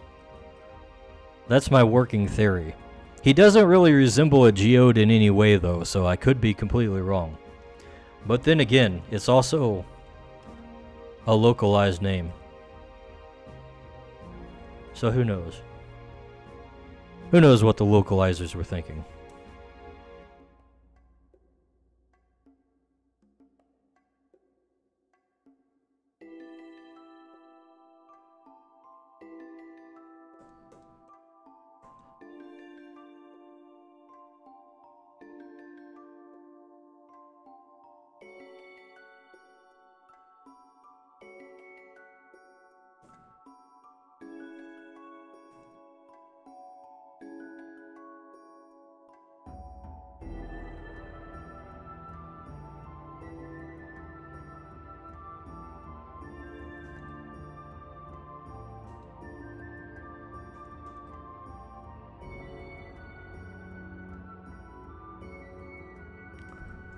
Well, you have to crack him open.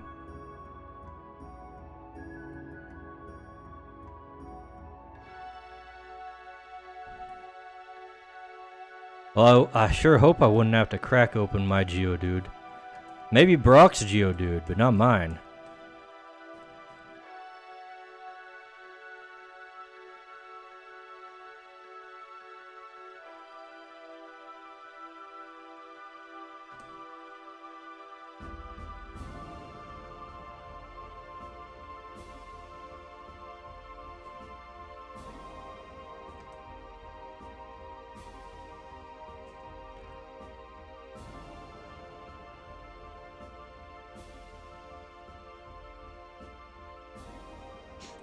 You know what? Kind of a douchey move in the first generation of Pokemon, putting Brock as like one of the first gym leaders. The rock guy with a ton of resistances.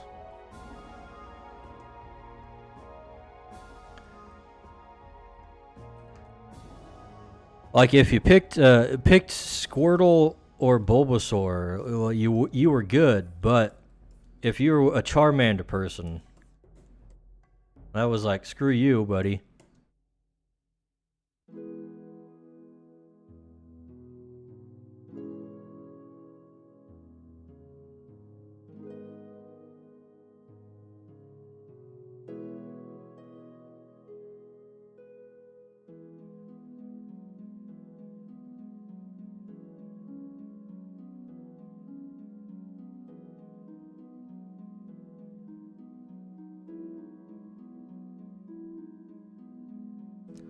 Ah yes, the Soothing Creatures soundtrack comes on now.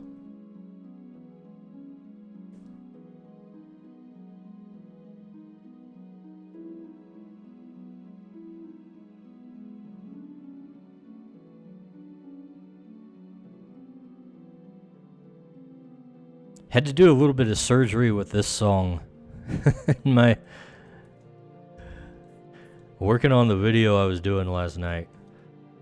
Because that whole investor culture talk went on for quite a bit longer than this song does. And this is supposed to be my time-lapse art song.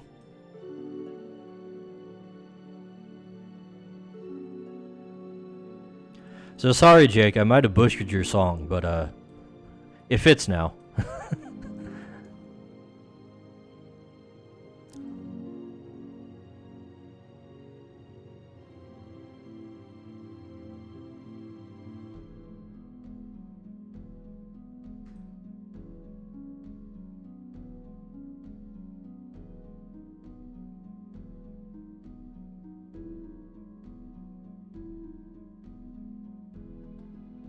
Really, I didn't do all that much to it, did I? I think I basically...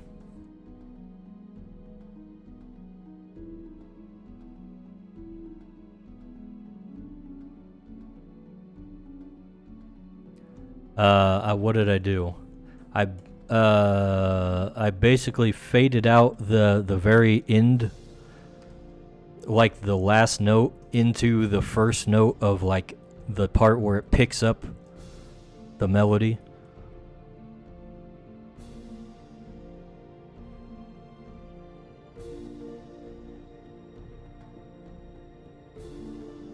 That's not bad. Says I, who did the change. Let's see. What is Kohet saying over here?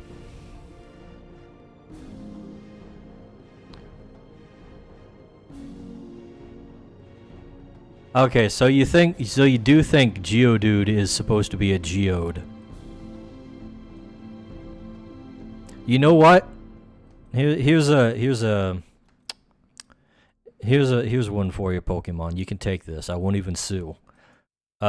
Regional form Geode. Instead of having like the stupid electrical thing that you did with that one time, make it fairy type and make it like a Diancie kind of thing where it's got gems sticking out of it. There you go.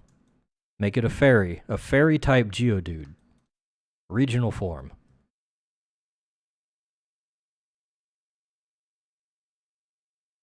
Like an actual geode.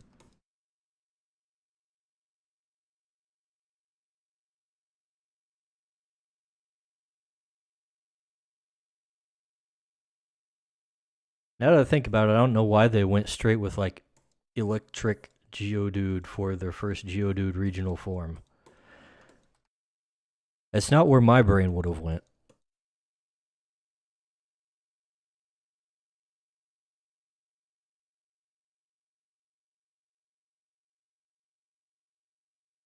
Maybe that's another thing I can do for my professional monster designer.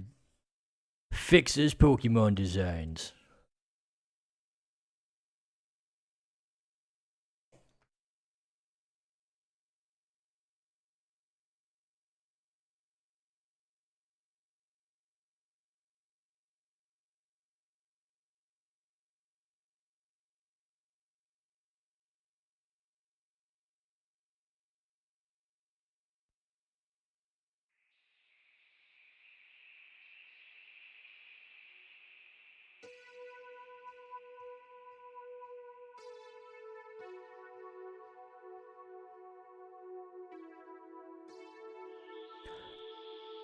Pokemon does have pretty good localization for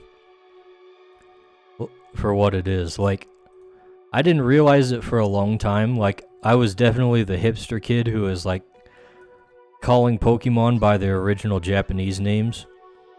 And then once I found out like what the original names meant and realized that they were basically like plays on words, just like what they do with the localizations, I was like, oh, that's... So it's exactly the same.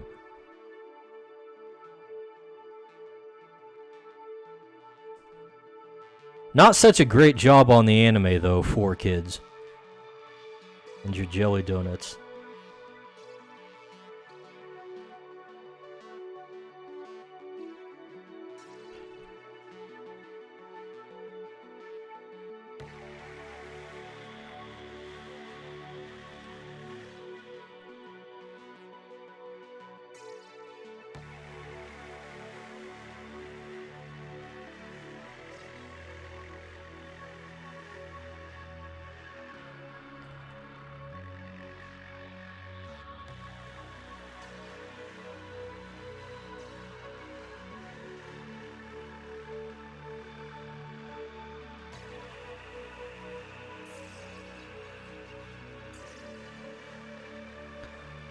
Alright, I think I'm basically, more or less, almost there, ready to do something more detailed here. First of all, let's see. Let's merge these line layers.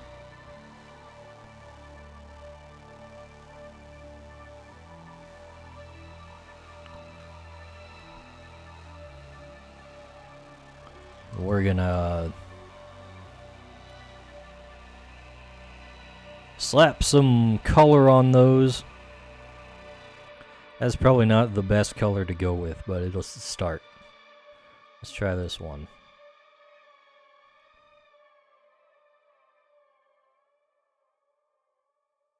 Yep.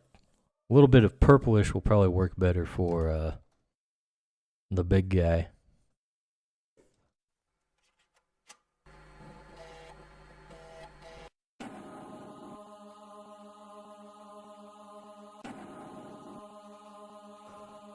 Which is probably the color I should have started with.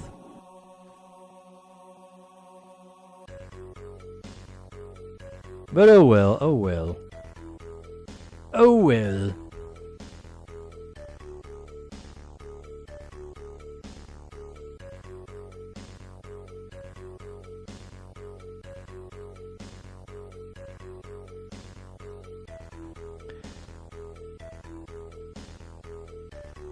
That dice bag, he should have started with the purple color, but he didn't. He made a lot more work for himself when he didn't need to. But that's okay, he'll learn from it, he'll learn from it. He's not gonna let it happen again, is he?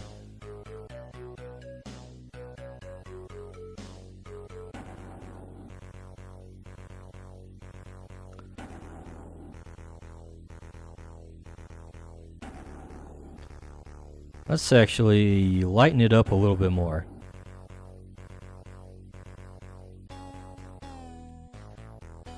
We'll make this very pastel and cutesy. Like a chick drew it. I'll go straight up Lisa Frank with all this.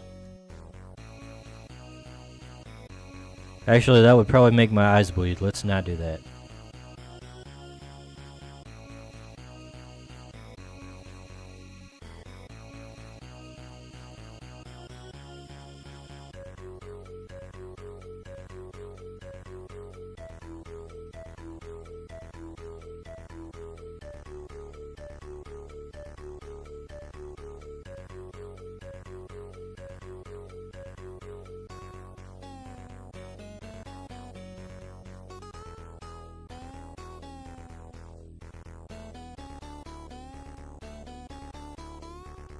This is another great part to edit when I'm doing the time-lapse videos. Changing the discrete coloration of the lines. Very interesting stuff to look at when you can barely see what's even happening. Poke cache. Winners revealed in 90s.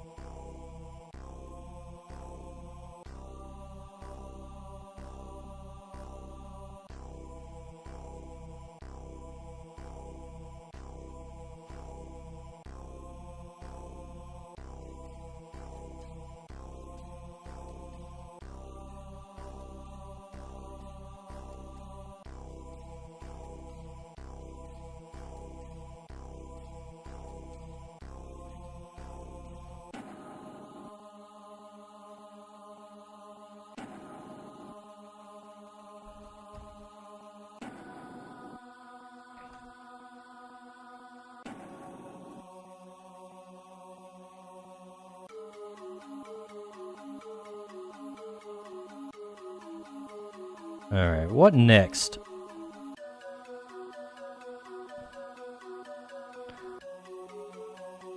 I feel like I need to do more with, this whole guy's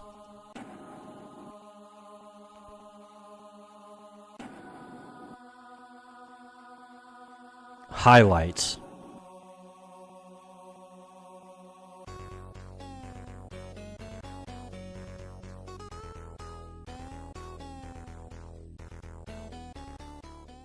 Loaded escaped.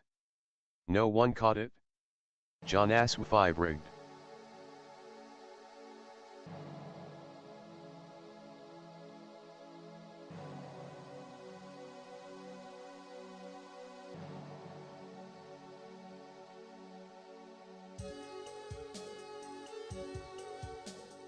Alright.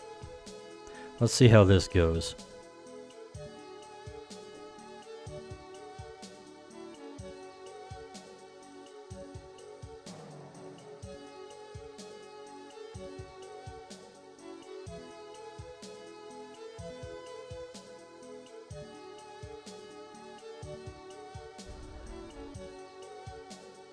I think that is a net positive, even though it is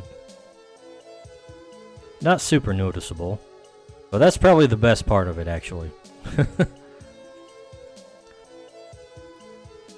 Yeah, maybe we can even do something down here.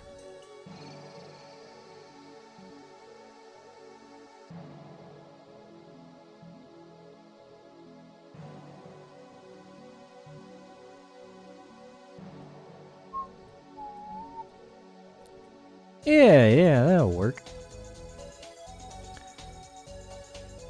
Now let's find a good sky color.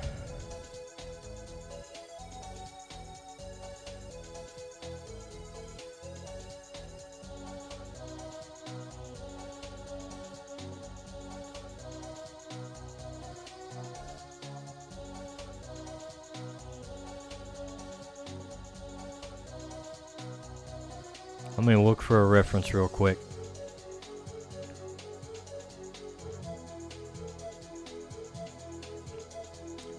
Alright, so it is more saturated further up.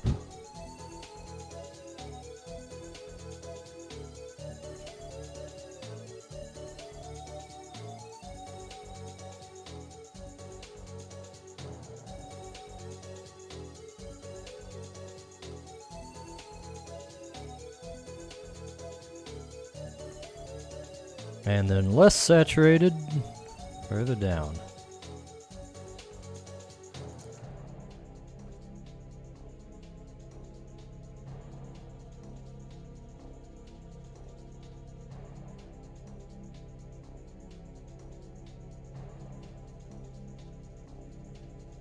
And honestly, let's see.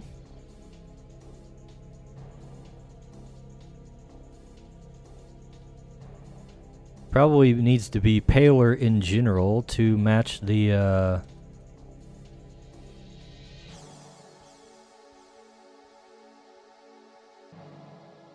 coldness of the overall picture.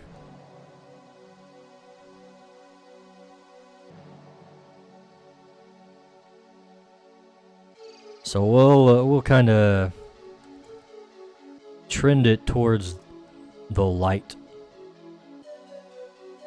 section there.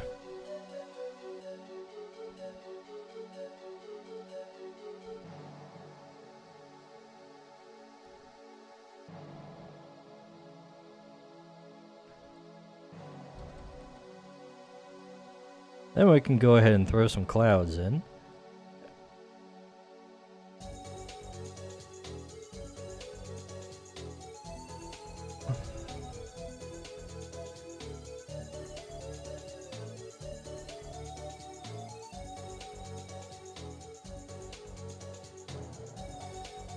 You know what, let's specifically look for a reference of winter sky.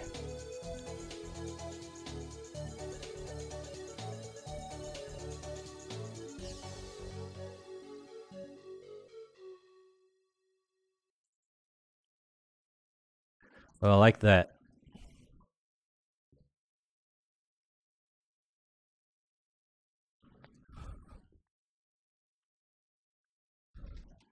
I've got one, or it's like the clouds are kind of trailing off in the distance.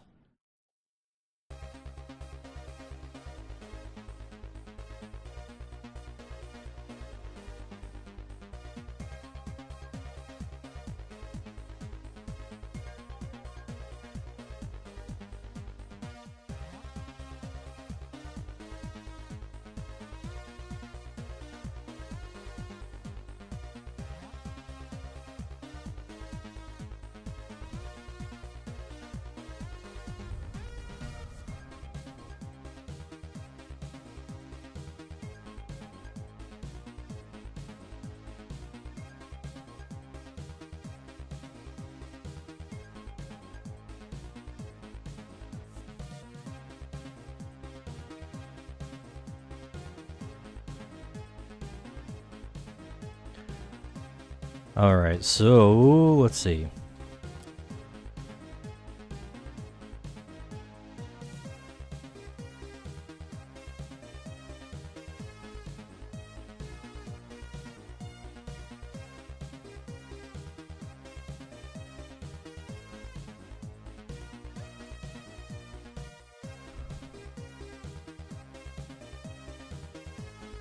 Gonna do a little subtractive work here. I'm gonna darken the main part of the cloud and then give it like the whole silver lining thing.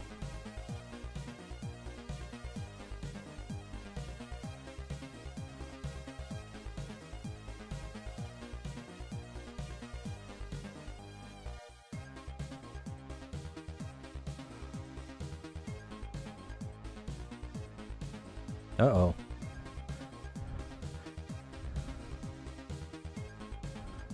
My,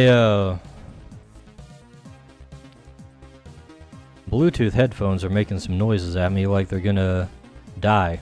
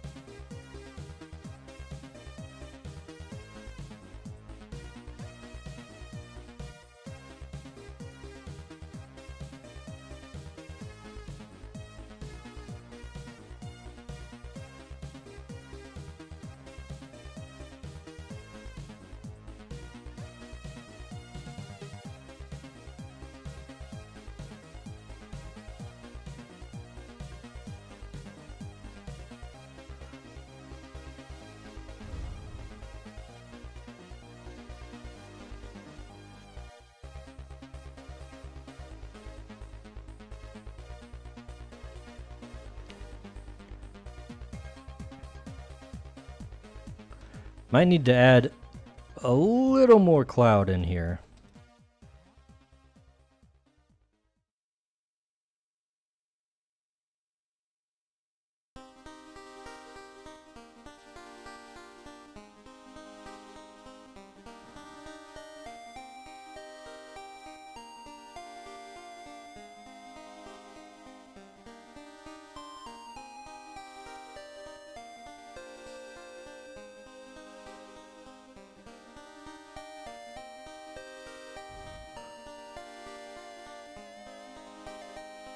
You know what? That don't look too bad.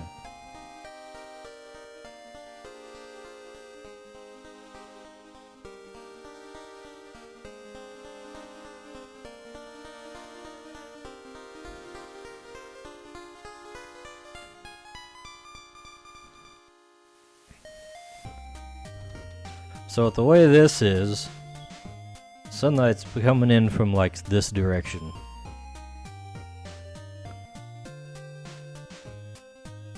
So we're gonna go ahead and put a whole layer on here of just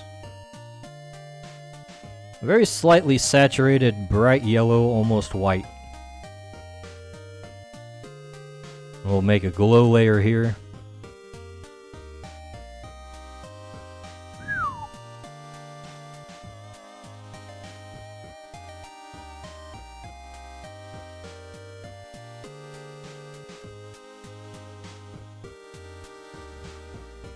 Let's see, maybe even less.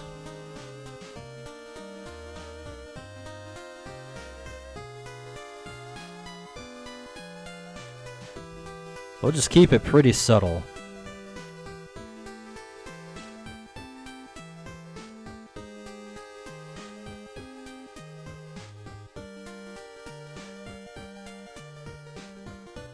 I actually have to tone that down to like just 5 to get it to actually look subtle. Glow layers are too freaking strong sometimes.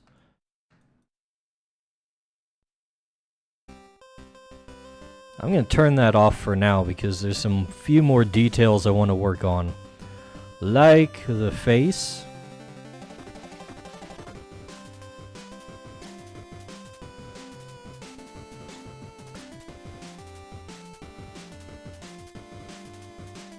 Probably don't want to use the exact same color as the rest of her hair and stuff here.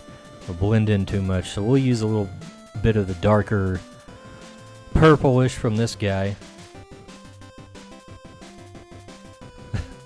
All my homies hate glow layers. Message sponsored by the Screen Layer Gang.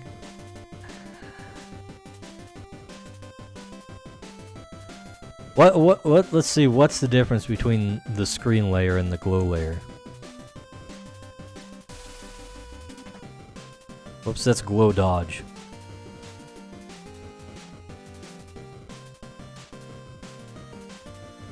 Okay, look.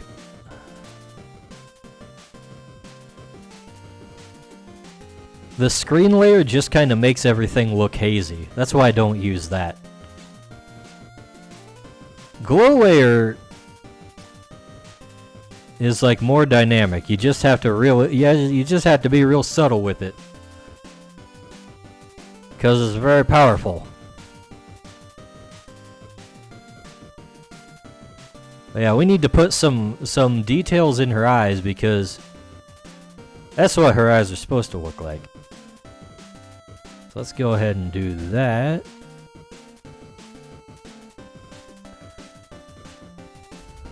Actually, I'm going to go ahead and make an entirely new layer for these so I can really control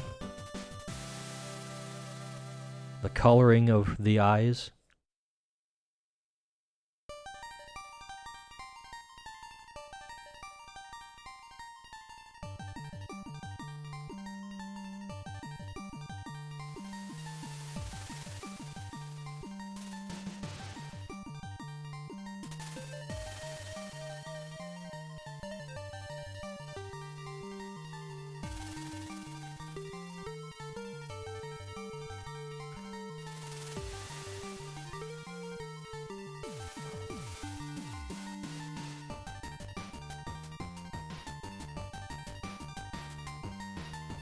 Alright, let's give it a little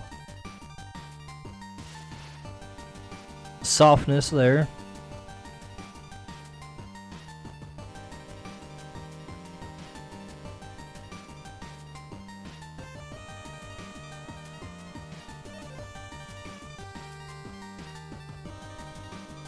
Whoops. We need full opacity back on. Twitchlet a wild Slaycoat appears. Twitchlet catch it using poke catch. Winners revealed in 90s. Slaycoat? Come on, Geronimo. That says slack off.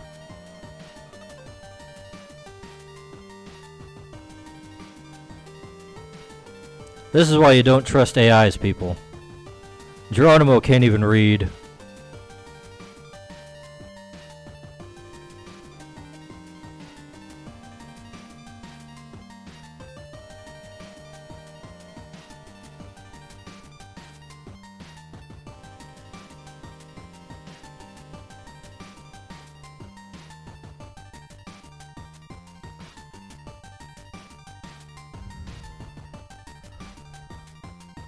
Alright, now since we're making this girly, we're gonna put some extra detail on the eyes here.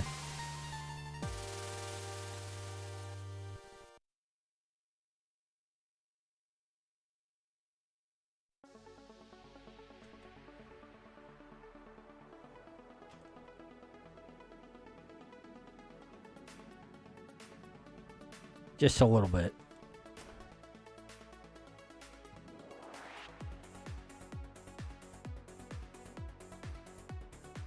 Honestly, I don't think you need the glow layer. It is affecting the clouds in the background. But I guess you could mask out the parts of the glow layer touching the background. Slaycoat escaped. No one caught it? John Asw 5 rigged. Yeah, that might be the case. We'll take a look later.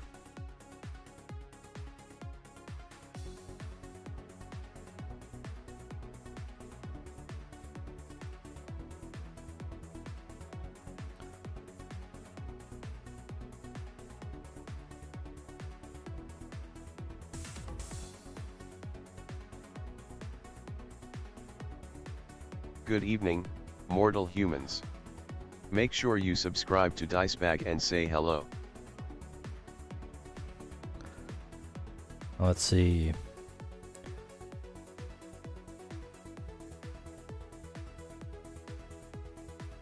Let's give her some shine here. Actually, let's try something a little different.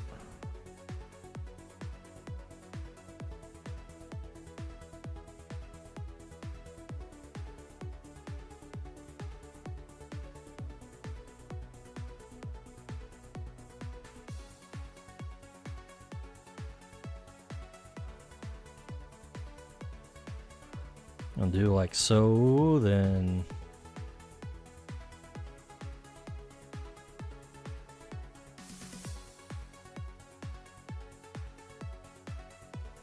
add a little bit of outline around them, just subtly.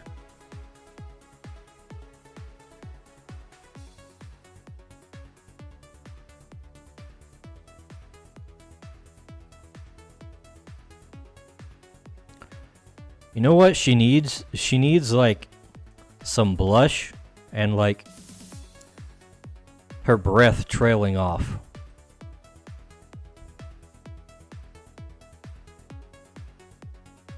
Let's see.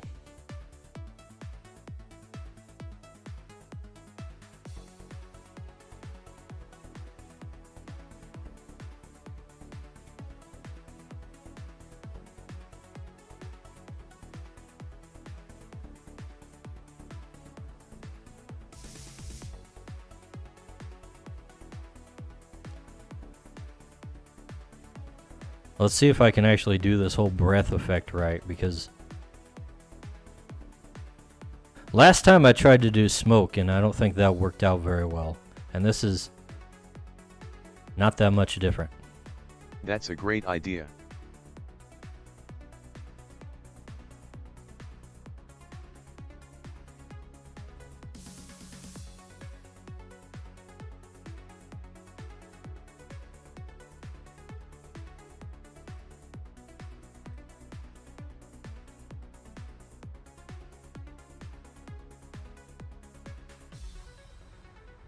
I think that looks alright.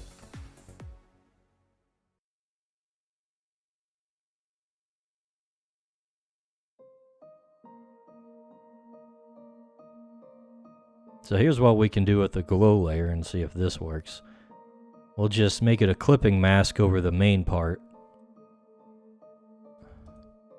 That way it won't actually affect the clouds.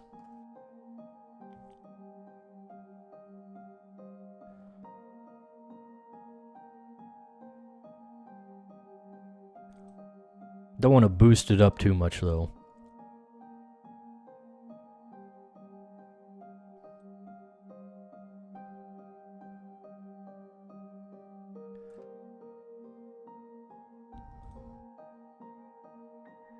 Now let's see. Let's also give a shot with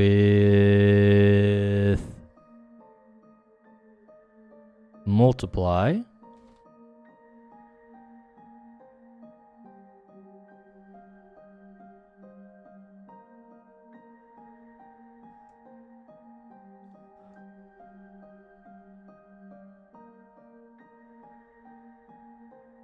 Maybe we'll try a different type of layer here.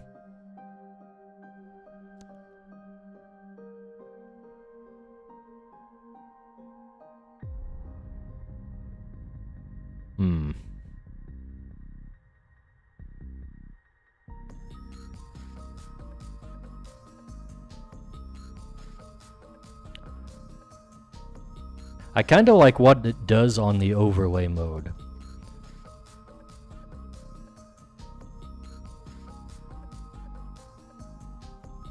It kind of shifts the shadows more towards a purple shade.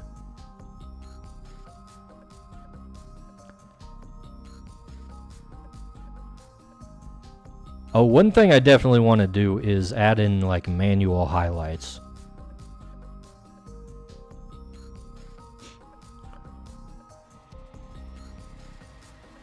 Let's see, we probably want these underneath the blush and what you call it, the breath.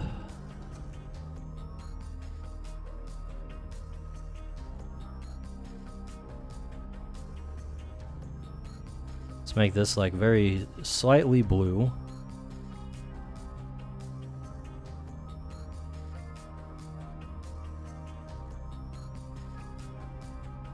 Oh yeah, we should just do this like...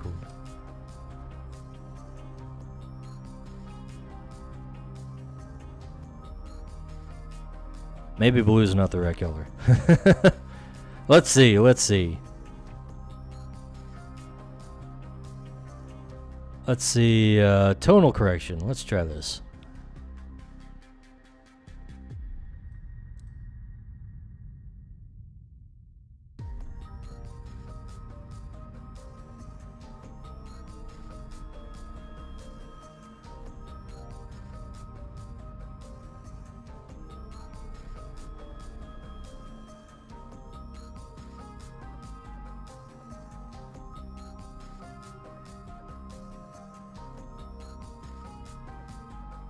Let's try this color.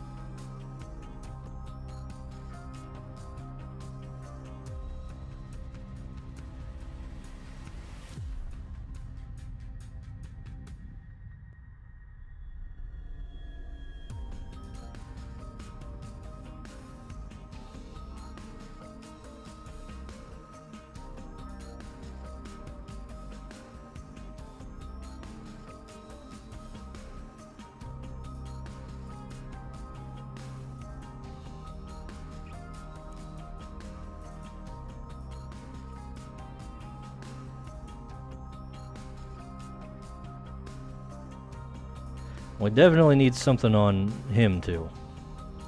The big boy.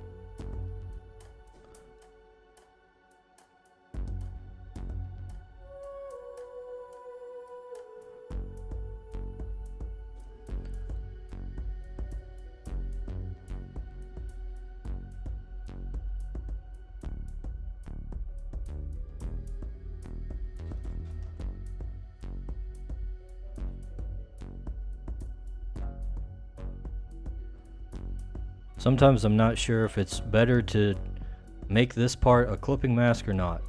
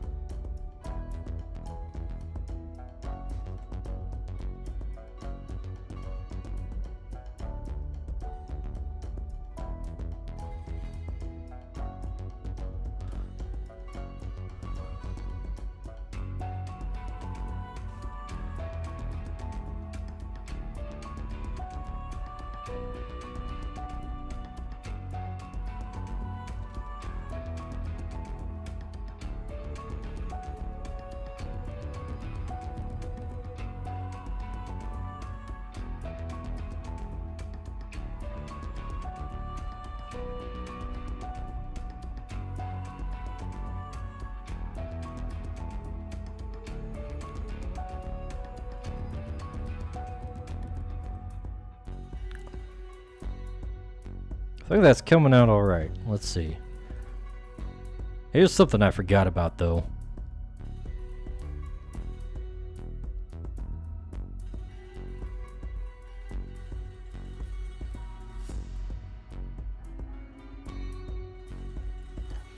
See, we want to add some highlights to this here.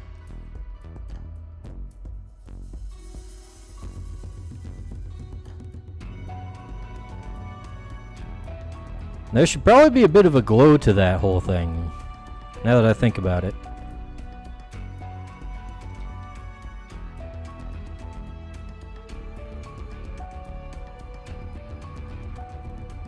Let's see what we can do here.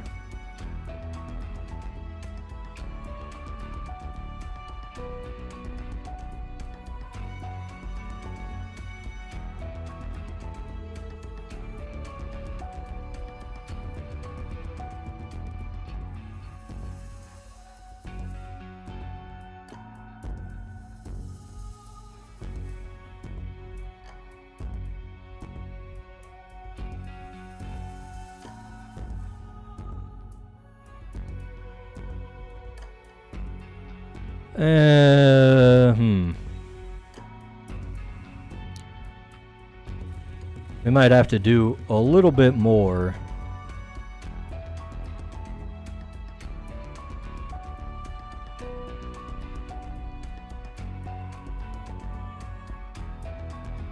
In terms of the actual line art highlights, just to make this look like it's actually glowing.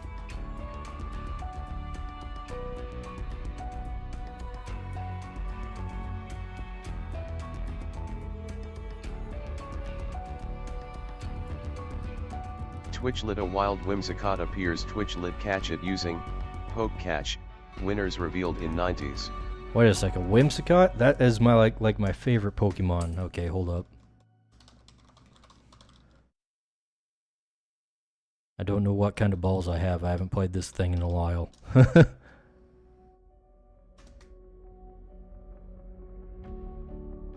Freaking better let me have a Whimsicott. I'll never play this game again. I'll freaking uninstall from my whole streams.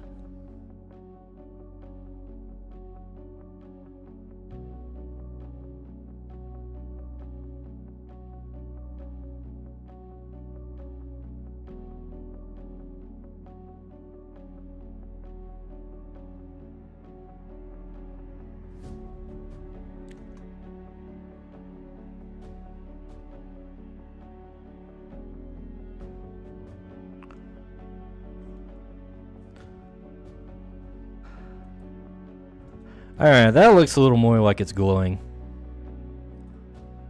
properly. In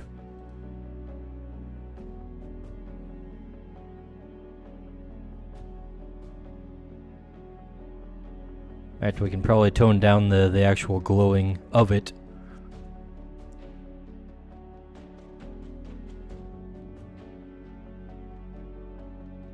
Whimsicott has been caught by dice baggery. Hell yes. Could probably use a little more light reflecting off of the ice blade. Maybe.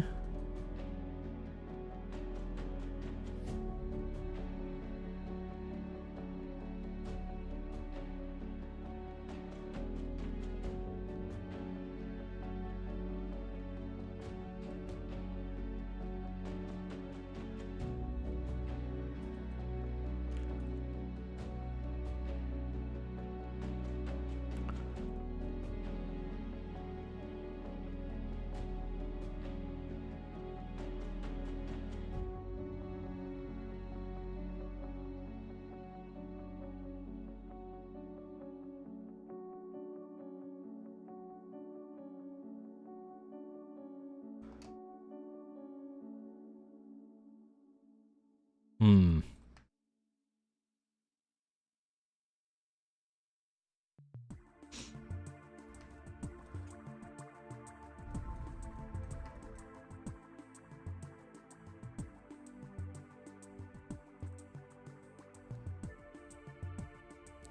Could probably use more sheen to it.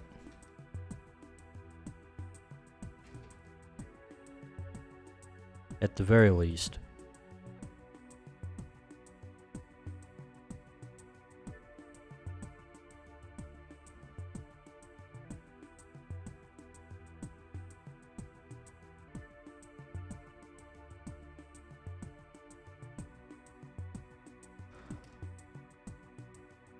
Make it look a little more crystalline.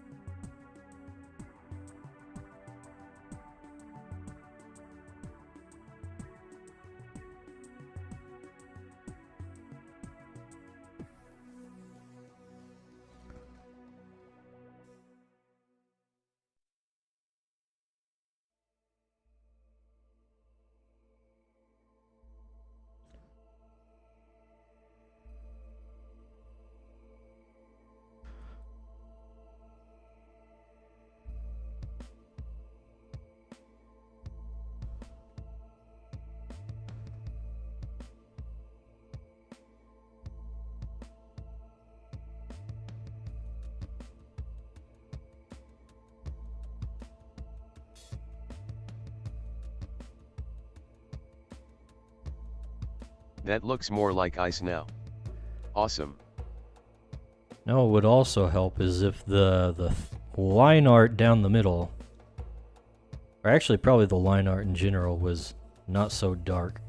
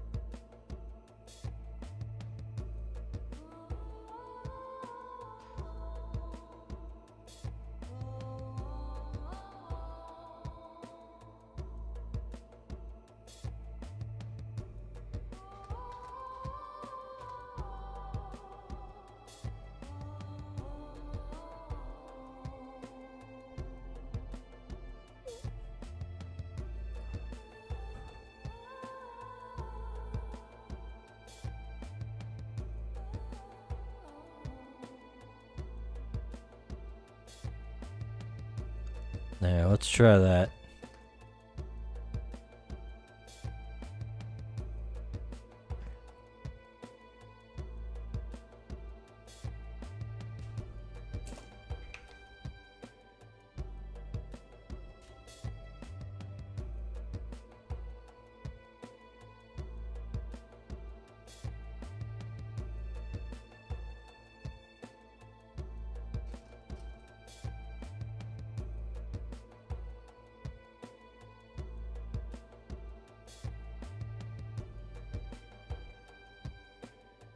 Oh yeah. Doing the ultimate test and looking at the other screen at what it looks like in OBS, and I'm getting that sensation of like, who did this picture? It looks really good. Oh wait, that's mine. That's my work. That's how we know I did a good job. At least that's how I judge it. I'm afraid to do anything else to it, so maybe we'll just leave it here. Came out pretty nice, I think. It's surprisingly dynamic. That thumbnail's pretty well too, like you can definitely see her standing out against the very whitish stuff surrounding her with the blue and green. And of course the what do you call it? What's his name? Snow Puff. The Snow Puff's face stands out against all that too, so you can see that it's an actual creature. I think this one might be a hit, man. We got cute girls, we got fluffy creatures, it's thumbnailable. This one's probably going to play really well on the social media. We're definitely going to be using this one a lot. This is a very nice piece. Actually, wait a second.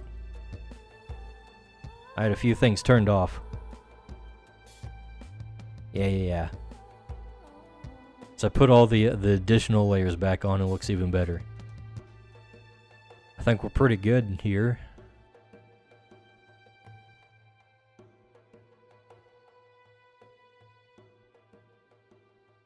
Let's see.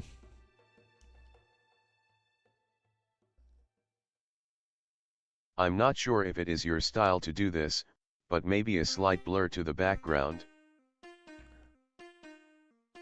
I don't know, like the background is already made with like fuzzy edges.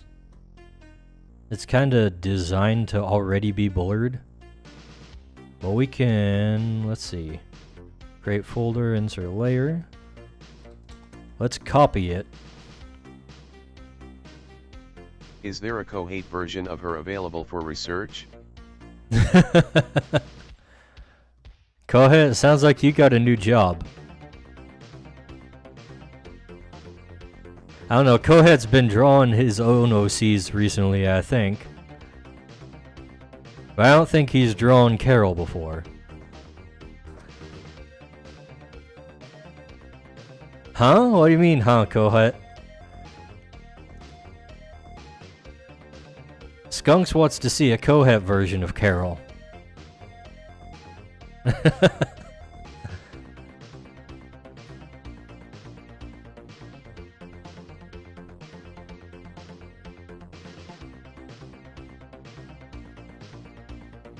Let's see, what was I doing? Gonna see if we could blur the background. Let's merge those layers.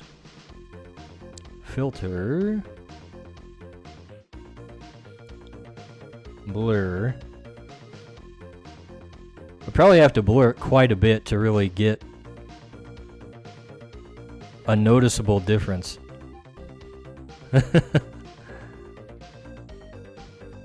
Kohat says, sure, just remember, it's your fault, Skunks.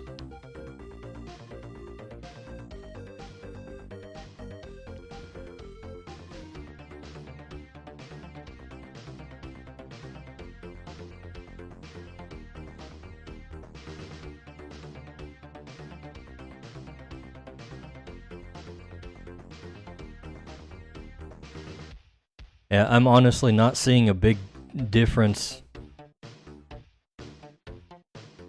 with the blurs.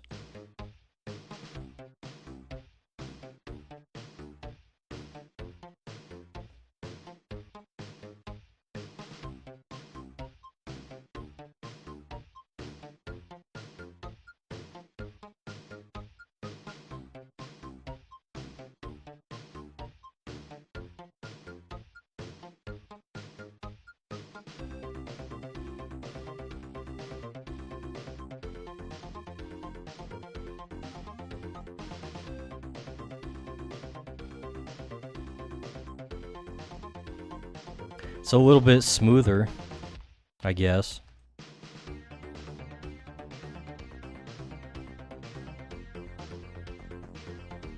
I'll just go ahead and keep the blur.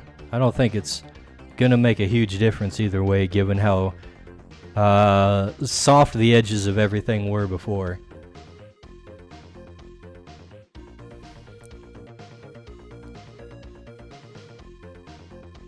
Anyways, let's make sure to save this. Alright.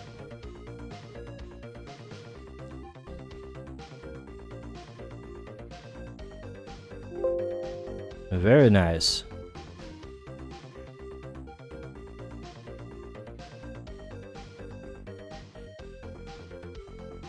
I'm still looking at it on the other screen. It is very nice. I like it. I like it a lot. I should draw Carol more often. She's cute. But she's also not canon yet. Well, she is canon. But she's not How do you even describe that? She's not going to be in a release for a long time, outside of just general artwork. So it feels like it might be a waste when I could be fleshing out other characters and making other characters. But anyways, I think we're gonna wrap it up here with the stream. We're over 2.5 hours in, so I think that's a pretty good one. And I'm not seeing much in the way of Twitch and Rumble viewers to raid around with, so we're just gonna call her quits here. Let's see. Let's get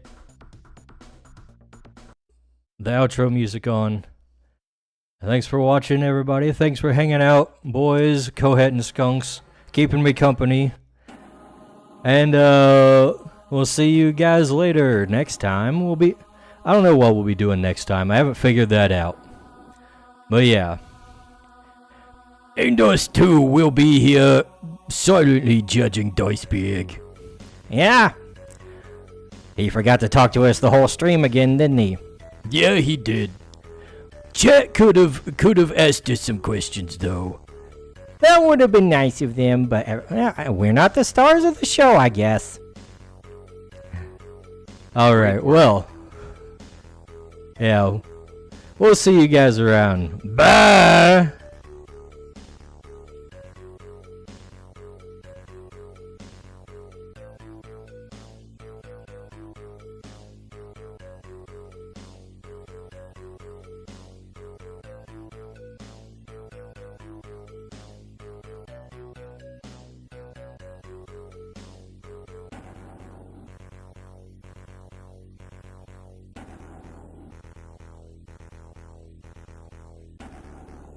Twitch lit a wild illicit appears. Twitch lit catch it using poke catch.